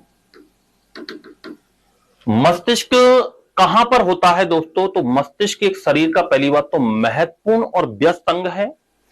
इस कपाल के अंदर सुरक्षित रहता है। ये हमारा मस्तिष्क नहीं, ये तो खोपड़ी है। मस्तिष्क, ब्रेन तो हमारा इसके अंदर सुरक्षित है। ये तो चारों ओर एक लेयर पाई जाती है, इसको बोलते हैं मेनिंजेज लेयर। क्या बोलते हैं? मेनिंजेज लेयर कहा जाता है। क्या कहा जाता है? मेनिंजेज लेयर के नाम से जाना जाता है। मेनिंजेज लेयर क्या काम करती है? सुरक्षा का काम करती है, प्रोटेक्शन का काम करती है। क्या काम करती है? सुरक्षा का काम करेगी, प्रोटेक्शन का काम करती है। मेल में मस्तिष्क का वजन होता है 1400 से 1500 ग्राम, और फीमेल में होता है लगभग 1350 ग्राम। तो सबसे पहला पॉइंट तो इसमें लिखेंगे अपन, शरीर का महत्वपूर्ण एवं व्यस्त अंग है। शरीर का महत्वपूर्ण एवं व्यस्त अंग है। Important and busy organ of body, body का महत्वपूर्ण अंग है ये। इसके वेट की बात करें, सबसे पहले तो कहां पाया जाता है ये, स्थिति की बात करें, इसकी पोजीशन क्या होगी, तो इसकी स्थिति होती है हमारे कपाल में सुरक्षित रहता है ये, कपाल, स्कल, कपाल में मेनिंजेज लेयर के अंदर, मेनिंजेज आवरण में सुरक्षित रहता है, मेनिंजेज लेयर के अंदर याद रखना क्या रहता है, ये सुरक्षित रहता है। वजन की बात करें, इसका वजन कितना होता है, वेट कितना होता है, तो वजन दोस्तों मेल की बात करें तो मेल में होता है 1400 से 1500 ग्राम, कितना होता है 1400 से 1500 ग्राम। और फीमेल की बात करें तो फीमेल में होता है लगभग 1350 ग्राम, कितना होता है 1350 ग्राम। मस्तिष्क को, ब्रेन को शरीर का ट्रांसफार्मर कहते हैं, क्या कहते हैं, शरीर का ट्रांसफार्मर, या इसको केंद्रीय सूचना प्रसारण अंग कहते हैं। सेंट्रल इंफॉर्मेशन ब्रॉडकास्टिंग ऑर्गन के नाम से भी इसे जाना जाता है। तो मस्तिष्क को क्या कहा जाता है, शरीर का ट्रांसफार्मर तथा केंद्रीय सूचना प्रसारण अंग कहते हैं, ट्रांसफार्मर ऑफ बॉडी।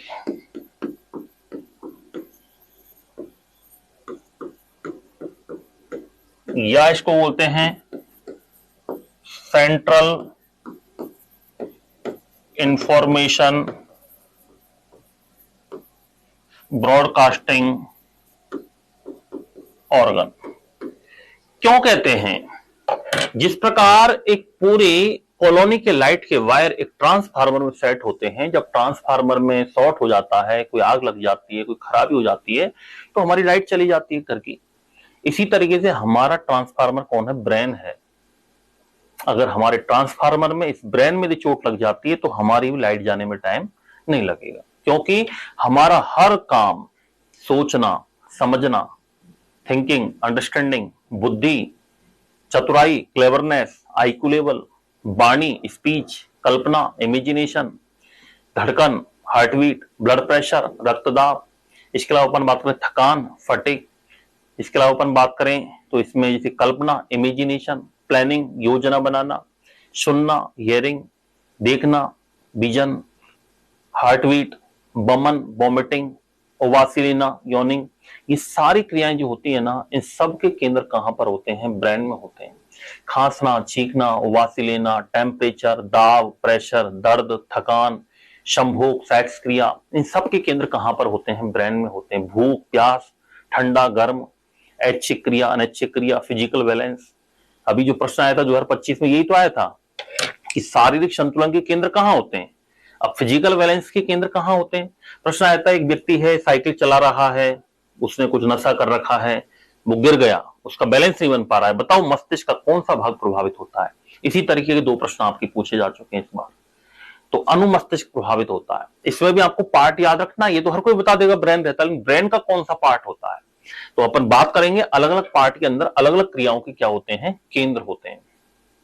तो जैसे सोचना, समझना, बुद्धि, चतुराई, याददाश्त, भूलना, मल त्याग, मूत्र त्याग, इच्छा शक्ति, सचेतना, विल पावर। इसके अलावा अपन बात करें तो वाणी, स्पीच, कल्पना, इमेजिनेशन, प्लानिंग, योजना बनाना, इन सब के केंद्र होते हैं प्रमस्तिष्क में, आगे बात करेंगे अभी।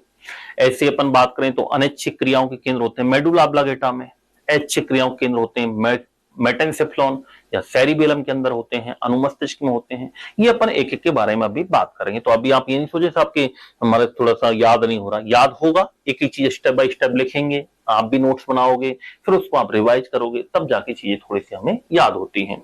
तो शरीर का क्या कहते हैं बेटा, इसको ट्रांसफार्मर कहते हैं या केंद्रीय सूचना प्रसारण अंग कहा जाता है। एनसीईआरटी में कौन लिखा हुआ है, इसको आदेश एवं नियंत्रण केंद्र भी बोलते हैं। आदेश भी देता है, कंट्रोल भी करता है। आदेश तथा नियंत्रण केंद्र कहते हैं इसको, कमांड एंड कंट्रोल।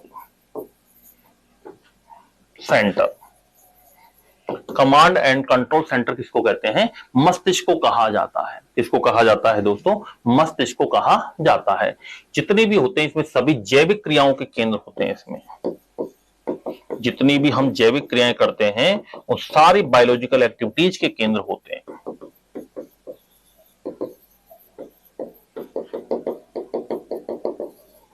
जैविक क्रियाओं के केंद्र होते हैं, सेंटर ऑफ बायोलॉजिकल एक्टिविटीज। खांसना, चीखना, उबासी लेना, heart beat, blood pressure, motion, इन सब के केंद्र इसमें होते हैं। अब हम बात करते हैं दोस्तों ब्रेन का डायग्राम अपन लेते हैं एक बार।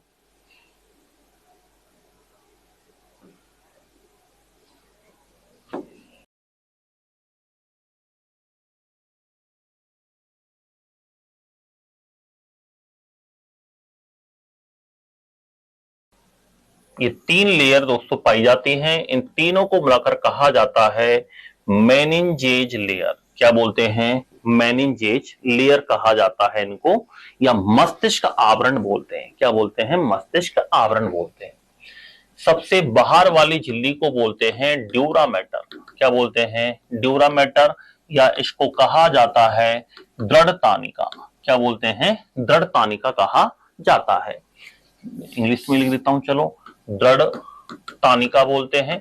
वैसे इसका इंग्लिश नाम ही याद रखना भाई, आप हिंदी वाले भी इंग्लिश में याद रखना, क्योंकि कई बार ये सीधा ही आ जाता है, ड्यूरामेटर, एरेक्नोइड, पायामेटर, ये ऐसा कैसे एजिट लिखा जाता है। आजकल ऐसा ही हो रहा है, हिंदी में भी कई बार इंग्लिश के वर्ड दे दिए जाते हैं। बीच वाली झिल्ली को कहते हैं जाल तानिका, इसको बोलते हैं एरेक्नोइड, और अंदर वाली झिल्ली को कहते हैं मृदु तानिका, जिसको बोलते हैं पायामेटर। क्या बोलते हैं? पायामेटर। और इन तीनों को मिलाकर के जो लेयर बनती है उसको बोलते हैं मेनिंजेज लेयर। क्या बोलते हैं इसको? मेनिंजेज आवरण बोलते हैं, जो कि इसकी सुरक्षा का काम करता है, प्रोटेक्शन का काम करता है। बैक्टीरियल या वायरल इन्फेक्शन की वजह से कई बार इस मेनिंजेज लेयर में सूजन आ जाती है, स्वेलिंग आ जाती है, जिसे मस्तिष्क शोथ या मेनिंजाइटिस बोलते हैं, जिसमें दिमाग को बुखार आ जाता है, ब्रेन को फीवर आ जाता है। तो मेनिंजेज लेयर बोलते हैं इसको। दृढ़ तानिका, जाल तानिका, मृदु तानिका, इन तीनों को मिलाकर अपन क्या बोलते हैं? मेनिंजेज आवरण बोलते हैं। आगे अपन बात करते हैं दृढ़ तानिका, जाल तानिका, ड्यूरामेटर और एरेक्नोइड के बीच का जो स्पेस होता है उसको बोलते हैं सब एरेक्नोइड स्पेस। क्या बोलते हैं? सब एरेक्नोइड स्पेस। और जाल तानिका और मृदु तानिका के बीच में जो स्पेस होता है उसको बोलते हैं, सॉरी, ऊपर वाला तो होता है सब ड्यूरल स्पेस और ये होता है सब एरेक्नोइड स्पेस। अधो दृढ़ तानिका अवकाश और अधो जाल तानिका अवकाश के नाम से जाना जाता है। ठीक है। और जाल तानिका और मृदु तानिका के बीच में, जिसको अपन सब एरेक्नोइड स्पेस बोलते हैं, इसमें एक फ्लूइड भरा रहता है। क्या भरा रहता है? इसमें एक फ्लूइड भरा रहता है। ये तीनों की तीनों लेयर सेम याद रखना, आगे हम स्पाइनल कॉर्ड में पढ़ने वाले हैं, मेरू रज्जु में भी बिल्कुल ये सेम ही रहने वाले हैं, स्पाइनल कॉर्ड में भी बिल्कुल सेम ही रहने वाले हैं। इसको क्या बोलते हैं? तो याद रखना, ये स्पेस जो है ना, इस स्पेस को तो कहा जाता है सब एरेक्नोइड स्पेस। सब एरेक्नोइड स्पेस कहते हैं। और इसमें जो फ्लूइड भरा रहता है इसको बोलते हैं CSF, सेरिब्रो स्पाइनल फ्लूइड। क्या बोलते हैं इसको? सेरिब्रो स्पाइनल फ्लूइड बोलते हैं। और एक क्वेश्चन आ चुका है एग्जाम में कि CSF की मात्रा कितनी होती है? 150 ml होती है। कितनी होती है? 150 ml होती है। इसको हिंदी में कहते हैं प्रमस्तिष्क मेरु द्रव। क्या बोलते हैं? प्रमस्तिष्क मेरु द्रव कहा जाता है। ये प्रमस्तिष्क और मेरु रज्जु दोनों की चोट आदि से क्या करता है? सुरक्षा का काम करता है। दोनों की चोट से क्या करता है? सुरक्षा करता है। आगे अपन बात करते हैं इसमें, अब इसके अपन पार्ट की बात करेंगे अंदर का। सबसे पहले इसका जो मेन पार्ट है, अभी जो अखरोट जैसा आपको दिखाई दे रहा था, जो सबसे बड़ा पार्ट जो होता है वो कौन सा पार्ट है? याद रखना, सबसे बड़ा पार्ट जो है इसको कहते हैं प्रमस्तिष्क। क्या बोलते हैं? प्रमस्तिष्क, सेरिब्रम कहा जाता है। क्या बोलते हैं इसको? प्रमस्तिष्क बोलते हैं, सेरिब्रम बोलते हैं। एक एक के बारे में अपन आगे पढ़ने वाले हैं। प्लस एक पार्ट था जिसका नाम है डाइएनसेफेलॉन। क्या नाम है दोस्तों? डाइएनसेफेलॉन। ये इधर का पार्ट है, इसको अपन बोलते हैं डाइएनसेफेलॉन, या इसको बोलते हैं अग्र मस्तिष्क पश्च। क्या बोलते हैं इसको? अग्र मस्तिष्क पश्च बोलते हैं, डाइएनसेफेलॉन। क्या बोलते हैं इसको? डाइएनसेफेलॉन। हालांकि डाइएनसेफेलॉन के भी बेटा 3 पार्ट होते हैं, एक तो एपिथैलेमस, एक होता है थैलेमस, और एक होता है हाइपोथैलेमस। एपिथैलेमस, एक होता है थैलेमस, एक होता है हाइपोथैलेमस। एपिथैलेमस हो गया, ये थैलेमस हो गया, और नीचे वाला पार्ट हाइपोथैलेमस हो गया। तो ये एपिथैलेमस है, ये थैलेमस है, और ये हाइपोथैलेमस है। ये एपिथैलेमस, ये थैलेमस, और ये हाइपोथैलेमस। ये अपन आगे डिटेल में अभी अपन आगे लिख लेंगे, थोड़ा याद रहेगा। Epithalamus, thalamus, hypothalamus. अधिचेतक, चेतक, अधश्चेतक। हिंदी में नाम क्या बोलते हैं इनको? अधिचेतक, चेतक, अधश्चेतक। सलाह ये है आप इंग्लिश में ही याद रखना दोनों जने, ज्यादा बढ़िया रहेगा। बाकी मैं हिंदी में भी आपको नाम लिखा दूंगा। अब बात करते हैं साहब, ये जो हाइपोथैलेमस वाला पार्ट होता है ना, इस हाइपोथैलेमस वाले पार्ट में ही यहां पर एक छोटी सी मटर के दाने नुमा, कैसी? मटर के दाने नुमा जो ग्रंथि पाई जाती है, इसको कहते हैं पीयूष ग्रंथि। क्या कहते हैं इसको? पीयूष ग्रंथि। आगे अपन पढ़ेंगे। पीयूष ग्रंथि मस्तिष्क में होती है, आपने पढ़ा होगा। पिट्यूटरी ग्लैंड बोलते हैं इसको। क्या बोलते हैं? पिट्यूटरी ग्लैंड कहते हैं इसको। और पीयूष ग्रंथि जिसमें होती है उसको हेडमास्टर ग्रंथि कहते हैं, हाइपोथैलेमस को हेडमास्टर ग्रंथि कहते हैं। इसको अपन क्या बोलते हैं? हाइपोथैलेमस। ये अपन अलग से लिख लेंगे, अभी थोड़ा सा ज्यादा हो जाएगा इसमें। तो ये हाइपोथैलेमस, हाइपोथैलेमस से ही जुड़ी रहती है पीयूष ग्रंथि, इसलिए हाइपोथैलेमस को कहते हैं हेडमास्टर ग्लैंड, और थैलेमस, इसको पीयूष ग्रंथि को क्या कहा जाता है? Master gland. मास्टर ग्लैंड क्यों कहते हैं? क्योंकि यह शरीर में पाई जाने वाली अन्य सभी ग्रंथियों पर क्या करती है? नियंत्रण का काम करती है। क्या काम करती है? नियंत्रण का काम करती है। और जो मास्टर पर कंट्रोल करता है वो कौन होता है? हेडमास्टर। तो हेडमास्टर ग्रंथि किसको कहा जाता है? हाइपोथैलेमस को कहा जाता है। ये पीयूष ग्रंथि की बात हो गई। अब इसमें एक पार्ट आता है मध्य मस्तिष्क वाला पार्ट। एक पार्ट कौन सा आएगा इसमें? मध्य मस्तिष्क वाला पार्ट आएगा। ये साहब जो हमारा पार्ट है, ये वाला पार्ट है मध्य मस्तिष्क। और मध्य मस्तिष्क में एक 4 पाली नुमा इस तरीके का समूह होता है, जिसको हम कहते हैं चतुष्क पिंड, या कारपोरा क्वाड्रिजेमिना कहते हैं। क्या कहते हैं? कारपोरा क्वाड्रिजेमिना, या इसको चतुष्क पिंड के नाम से जानते हैं। मध्य मस्तिष्क के हम 2 पार्ट करने वाले हैं, याद रखना। कौन कौन से? एक तो अपन यहां लेके जाते हैं इसको, एक तो ये वाला पार्ट है जिसको बोलते हैं चतुष्क पिंड। क्या बोलते हैं? चतुष्क पिंड। इसको इंग्लिश में बोलते हैं corpora quadrigemina, corpora quadrigemina. Plus जो इसका आगे वाला भाग है, जो आगे इसको हिंड ब्रेन से जोड़ेगा।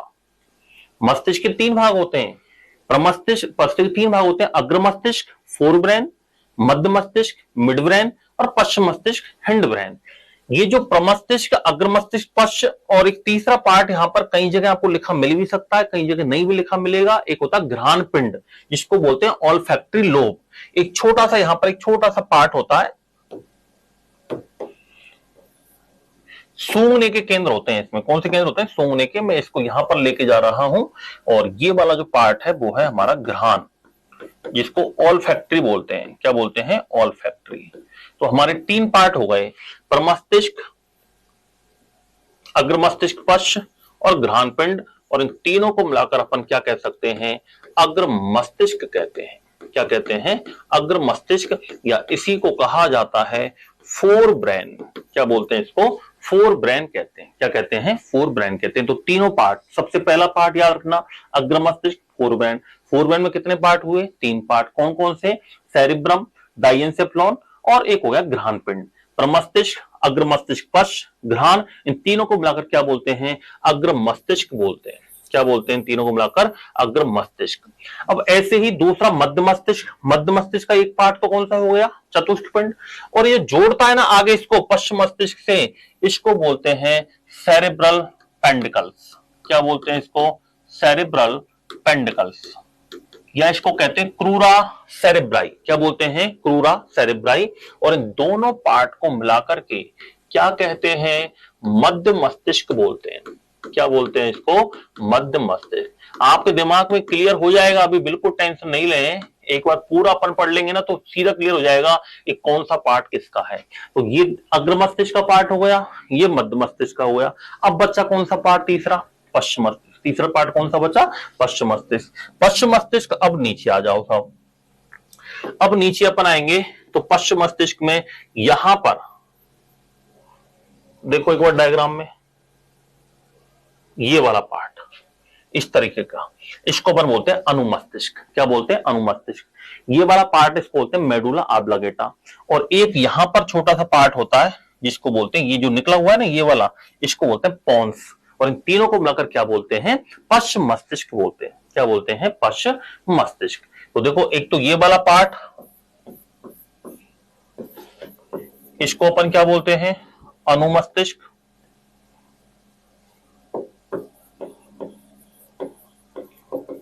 अनुमस्तिष्क, अनुमस्तिष्क को अंग्रेजी में बोलते हैं सेरिबेलम प्लस। आगे जाके ये जो हमारा पार्ट है ये क्या बनाएगा? Spinal cord. लेकिन इसको अभी फिलहाल अपन क्या कहेंगे? मेडुला ऑब्लिगेटा, या इसी को बोलते हैं मस्तिष्क पुच्छ। मस्तिष्क पुच्छ इंग्लिश में बोलते हैं मेडुला ऑब्लिगेटा, इंग्लिश में बोलते हैं मेडुला ऑब्लिगेटा, और हिंदी में क्या बोलते हैं? मस्तिष्क पुच्छ। ये जो पार्ट है अपना पूरा, ये आगे जाकर के ये मेडुला ऑब्लिगेटा है, ये आगे जाकर के स्पाइनल कॉर्ड के अंदर खुलेगा। ठीक है, स्पाइनल कॉर्ड के अंदर खुलेगा आगे जाकर के। और एक पार्ट यहां पर होता है जो कि इसको जोड़ने का काम करता है, मस्तिष्क के भाव को जोड़ता है। इसको न्यूमोटैक्सिक सेंटर कहेंगे आगे, इसको श्वसन केंद्र भी कहते हैं। इसका नाम है पोन्स। क्या नाम है इसका? पोन्स, बेरुला, ये पोन्स। और अनुमस्तिष्क, मेडुला ऑब्लिगेटा और पोन्स, इन तीनों को मिलाकर क्या कहा जाता है? पश्चिम मस्तिष्क कहते हैं। इन तीनों को मिलाकर क्या कहते हैं? पश्चिम मस्तिष्क कहा जाता है।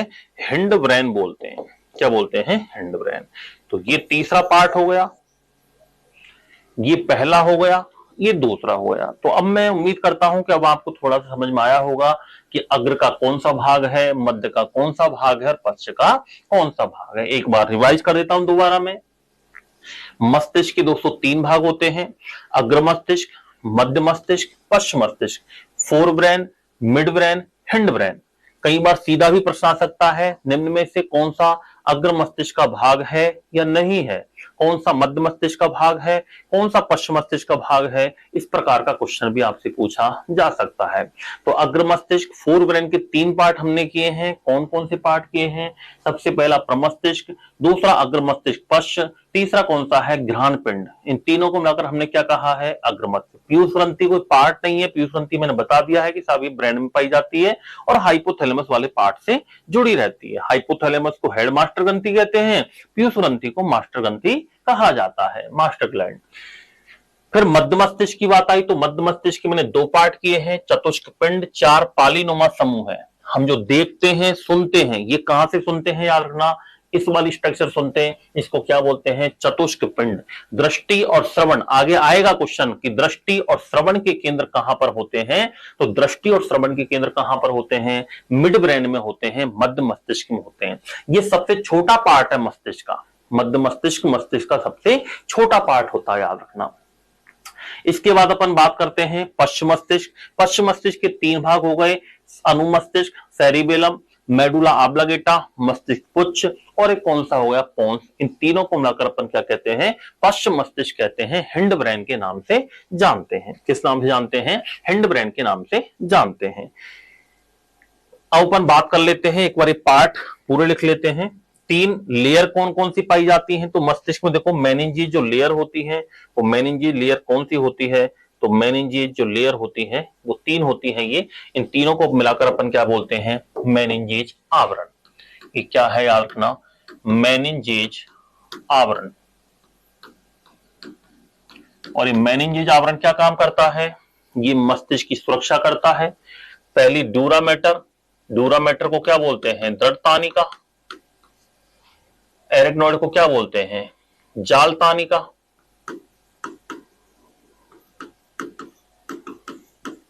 और ये कौन सी है? मृदु तानिका है। कौन सी है? मृदु तानिका होती है। ये 3 लेयर होती है। ड्यूरामेटर ये वाली, सबसे बाहर वाली ये, जाल तानिका ये वाली है, पायामेटर ये वाली है। ये तीनों को मिलाकर हम क्या कहते हैं? मेनिंजेस आवरण बोलते हैं। और देखो ये है जाल तानिका, ये है मृदु तानिका। इन दोनों का जो बीच का स्पेस है, ये वाला स्पेस, इसी को हम कहते हैं अधो जाल तानिका अवकाश। क्या बोलते हैं? अधो जाल तानिका अवकाश। सब एरेक्नॉइड स्पेस कहते हैं। और इस अधोजाल तानिका में जो द्रव भरा हुआ है ना, इसी को अपन कहते हैं CSF, सेरेब्रो स्पाइनल फ्लूइड, या इसी को प्रमस्तिष्क मेरु द्रव कहते हैं, जो कि चोट आदि से क्या करता है? शरीर की सुरक्षा करता है। तो ये द्रव भरा हुआ है, ये द्रव। और ये वाली कौन सी है? पायामेटर, ये है एरेक्नॉइड, और ये है ड्यूरामेटर। इन दोनों के बीच में द्रव भरा हुआ है, इसी को अपन क्या बोलते हैं? CSF कहते हैं, सेरेब्रो स्पाइनल फ्लूइड कहा जाता है। तो दोस्तों ब्रेन में देखो 3 मेम्ब्रेन है, यहां आप देख सकते हो। सेम इसी तरीके से होती है। ब्रेन वाला पार्ट हो गया, ये तो फोरब्रेन वाला पार्ट हो गया, देखो ये वाला। तो फिर आगे ये वाली जो झिल्ली है, इसको बोलते हैं, अंदर वाली को पायामेटर, फिर आती है एरेक्नॉइड, और बाहर वाली कौन सी आती है? ड्यूरामेटर। तो तीनों झिल्लियां होती है, तीनों झिल्लियां मिलकर के मेनिंजेस लेयर का निर्माण करती हैं। और जब मेनिंजेस लेयर में सूजन आ जाती है बैक्टीरियल वायरल इंफेक्शन के कारण, तो मस्तिष्क शोथ रोग हो जाता है। अगर इन तीनों मेम्ब्रेन में कोई भी जीवाणु तथा विषाणु संक्रमण, बैक्टीरियल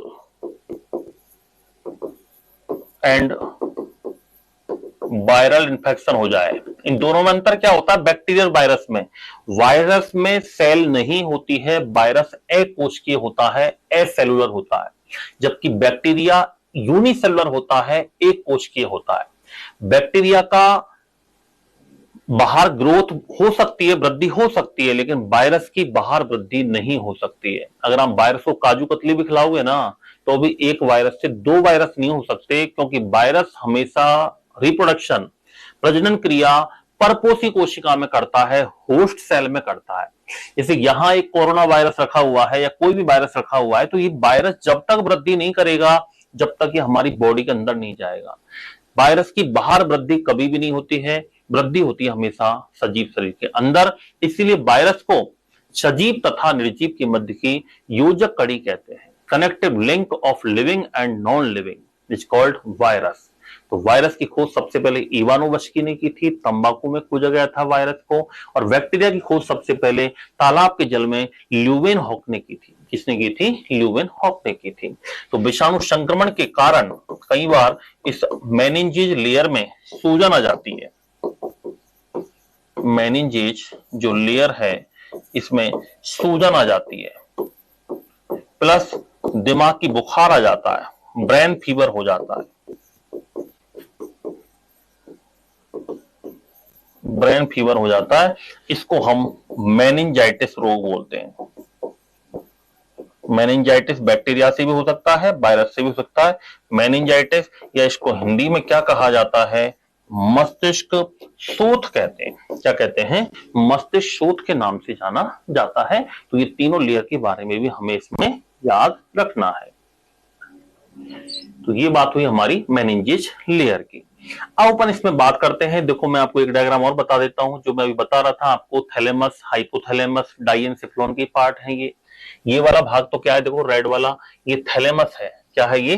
थैलेमस है। ये थैलेमस वाला पार्ट है ये। और ये वाला पार्ट कौन सा, ये पूरा डाइएन्सेफ्लॉन है। ये वाला पार्ट कौन सा, हाइपोथैलेमस। और देखो ये आपको दिखाई दे रही है, ये क्या है, पिट्यूटरी ग्लैंड है। इसी को अपन क्या कहते हैं, पीयूष ग्रंथि कहते हैं। क्या कहा जाता है इसको, पीयूष ग्रंथि कहा जाता है। तो ये पीयूष ग्रंथि इसी से लटकी हुई है, हाइपोथैलेमस से जुड़ी रहती है। एक इनफंडिबुलम एक ग्रंथ आता है, उस इनफंडिबुलम ग्रंथ के द्वारा ये जुड़ी हुई रहती है। कौन, पीयूष ग्रंथि।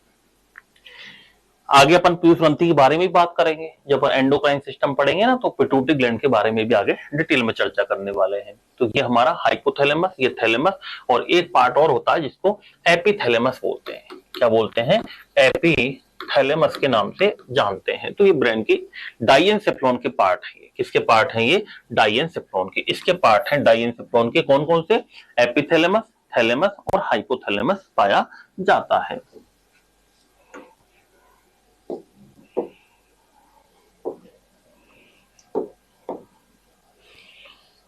मस्तिष्क, एक बार अपन पार्ट लिख लेते हैं। ये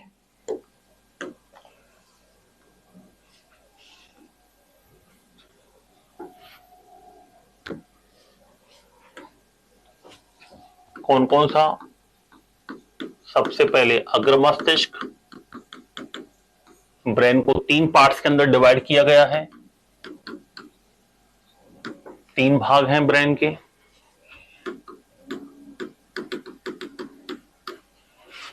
अग्र मस्तिष्क को बोलते हैं फोर ब्रेन। दूसरा पार्ट आता है मध्य मस्तिष्क,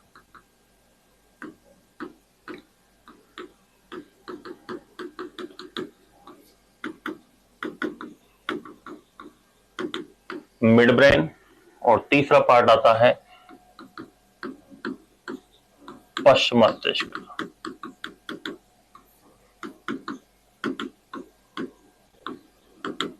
हिंड ब्रेन। तीनों के पार्ट और लिख लेते हैं। अग्र मस्तिष्क को 3 पार्ट्स के अंदर डिवाइड करेंगे। 3 पार्ट कौन कौन से हैं, सबसे पहला भाग प्रमस्तिष्क। इससे आपके दिमाग में क्लियर हो जाएगा, कंफ्यूजन नहीं रहेगा कि साहब कौन सा पार्ट किसका है। नंबरिंग सही ढंग से करनी है आपको। नंबरिंग आप हमेशा इस तरीके से किया करो भाई, ABCD, फिर उसमें 1 2 3 4, फिर रोमन संख्या। लेकिन एक पैटर्न आपका फिक्स बना लो, जिससे आप कंफ्यूज नहीं हो कि साहब कौन सा पार्ट किसका है। तो प्रमस्तिष्क, इसको बोलते हैं सेरिब्रम। दूसरा पार्ट है अग्र मस्तिष्क पश्च, जिसको बोलते हैं डाइएन्सेफ्लॉन। डाइएन्सेफ्लॉन के हम 3 भाग करने वाले हैं, एपिथैलेमस, थैलेमस। सबसे बड़ा भाग थैलेमस ही होता है, आगे लिखेंगे अपन, इन सब के बारे में पढ़ने वाले आगे। और ये है हाइपोथैलेमस। ये 3 पार्ट होते हैं। और तीसरा इसका जो पार्ट है वो है घ्राणपिंड, जिसको कहा जाता है ऑल्फैक्टरी लोब। इन तीनों को मिलाकर कहते हैं अग्र मस्तिष्क। फिर बात आती है मध्य मस्तिष्क की बात। मध्य मस्तिष्क के अपन 2 पार्ट करने वाले हैं। कौन कौन से, 2 पार्ट कौन कौन से हैं, पहला चतुष्क पिंड,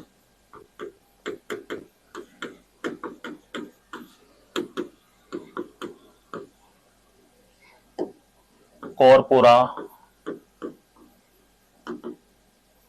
क्वाड्री जेमिना।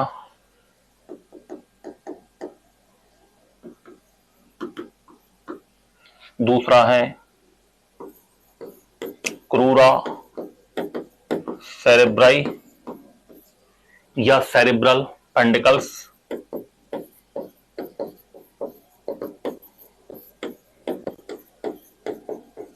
Cerebral pentacles. और ये दोनों पार्ट मिलकर क्या बनाते हैं, मिड ब्रेन। तो अब कोई तकलीफ नहीं होगी आपको, बिल्कुल एकदम क्लियर हो गया है कौन सा पार्ट किसका है। और पश्च मस्तिष्क, फिर इसके 3 पार्ट होते हैं। पहला पार्ट कौन सा है, अनुमस्तिष्क। अनुमस्तिष्क को हम कहते हैं सेरिबेलम। दूसरा जो इसका पार्ट है वो है मस्तिष्क पुच्छ।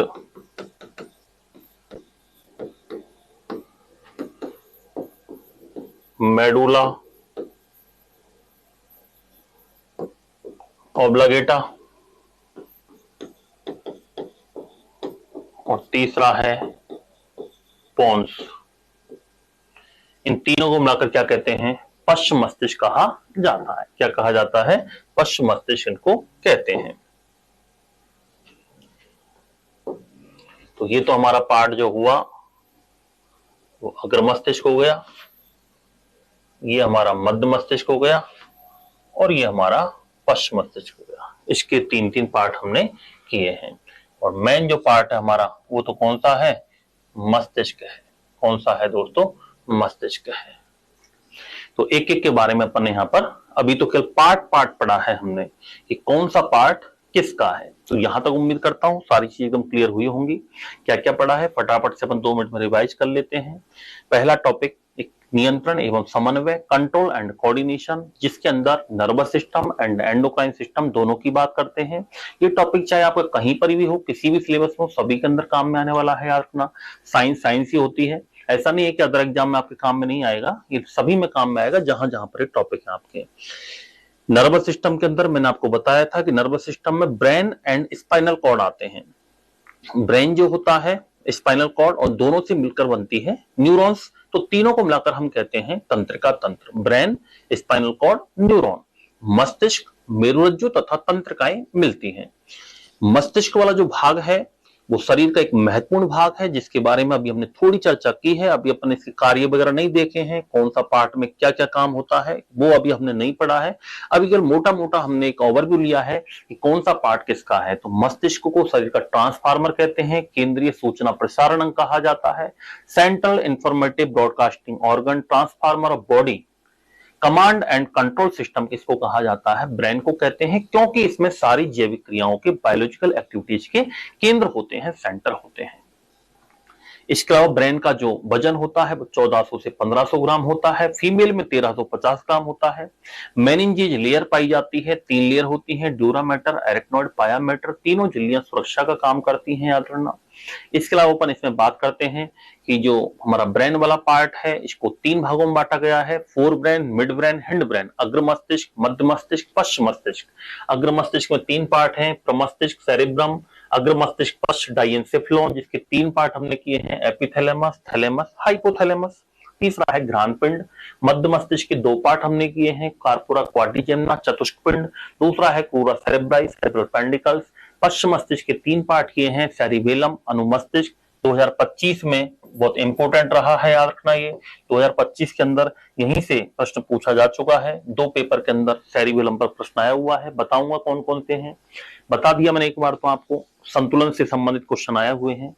मस्तिष्क पुच्छ, मेडुला ऑब्लिगेटा और एक तीसरा पार्ट होता है पोन्स। ये तीनों मिलकर क्या बनाते हैं? पश्च मस्तिष्क का निर्माण करते हैं। तो ये था दोस्तों हमारा जिसके बारे में अपन बात कर रहे थे। वो कौन सा टॉपिक था हमारा? Control and coordination. कौन सा टॉपिक था दोस्तों? कंट्रोल एंड कोऑर्डिनेशन की हमारी फर्स्ट क्लास हुई है, याद रखना। तो इसका जो आगे वाली जो क्लास है, नेक्स्ट क्लास, इसमें अपन क्या क्या पढ़ने वाले हैं, तो इसके अंदर हम पढ़ेंगे कि ये जो हमने पार्ट बताए हैं, सेरिबेलम, सेरिब्रम, डाइएन्सेफेलॉन, इनमें कौन कौन सी जैविक क्रियाओं के केंद्र होते हैं, कौन कौन सी बायोलॉजिकल एक्टिविटीज के सेंटर होते हैं, कहां से सोचना समझना कंट्रोल होता है, भूख प्यास के केंद्र कहां होते हैं, थकान के केंद्र कहां होते हैं, हार्ट बीट, ब्लड प्रेशर के केंद्र कहां होते हैं। इसके अलावा अभी तो इसमें स्पाइनल कॉर्ड की भी बात करेंगे, रिफ्लेक्स एक्शंस की बात करेंगे, नर्व टिश्यू की भी बात करेंगे, उस नर्व के बारे में भी बात करेंगे। तो अभी कुछ पोर्शन इसका और बचा हुआ है, थोड़ा सा टॉपिक भी लंबा है, तो अपन इसको बहुत अच्छे से शानदार तरीके से सभी को पढ़ने वाले हैं। जिस तरीके से ये टॉपिक हम पढ़ रहे हैं ना, बिल्कुल ए टू जेड जितने भी टॉपिक हैं आपके विद डायग्राम, जहां जहां पर डायग्राम की आवश्यकता होगी, जहां आपको समझने में थोड़ी सी आसानी रहती है, मैं समझता हूं कोई विद्यार्थी को थोड़ा सा अपन दिखाएं, थोड़ा सा पता रहेगा। और डिजिटल का जमाना है तो थोड़ा सा हमें एक्स्ट्रा चलना भी पड़ेगा। तो अपन इसी तरीके से सारे टॉपिक्स अपन आगे कंटिन्यू करने वाले हैं। तो पहली क्लास ही दोस्तों, मिलते हैं नेक्स्ट क्लास में। Thank you.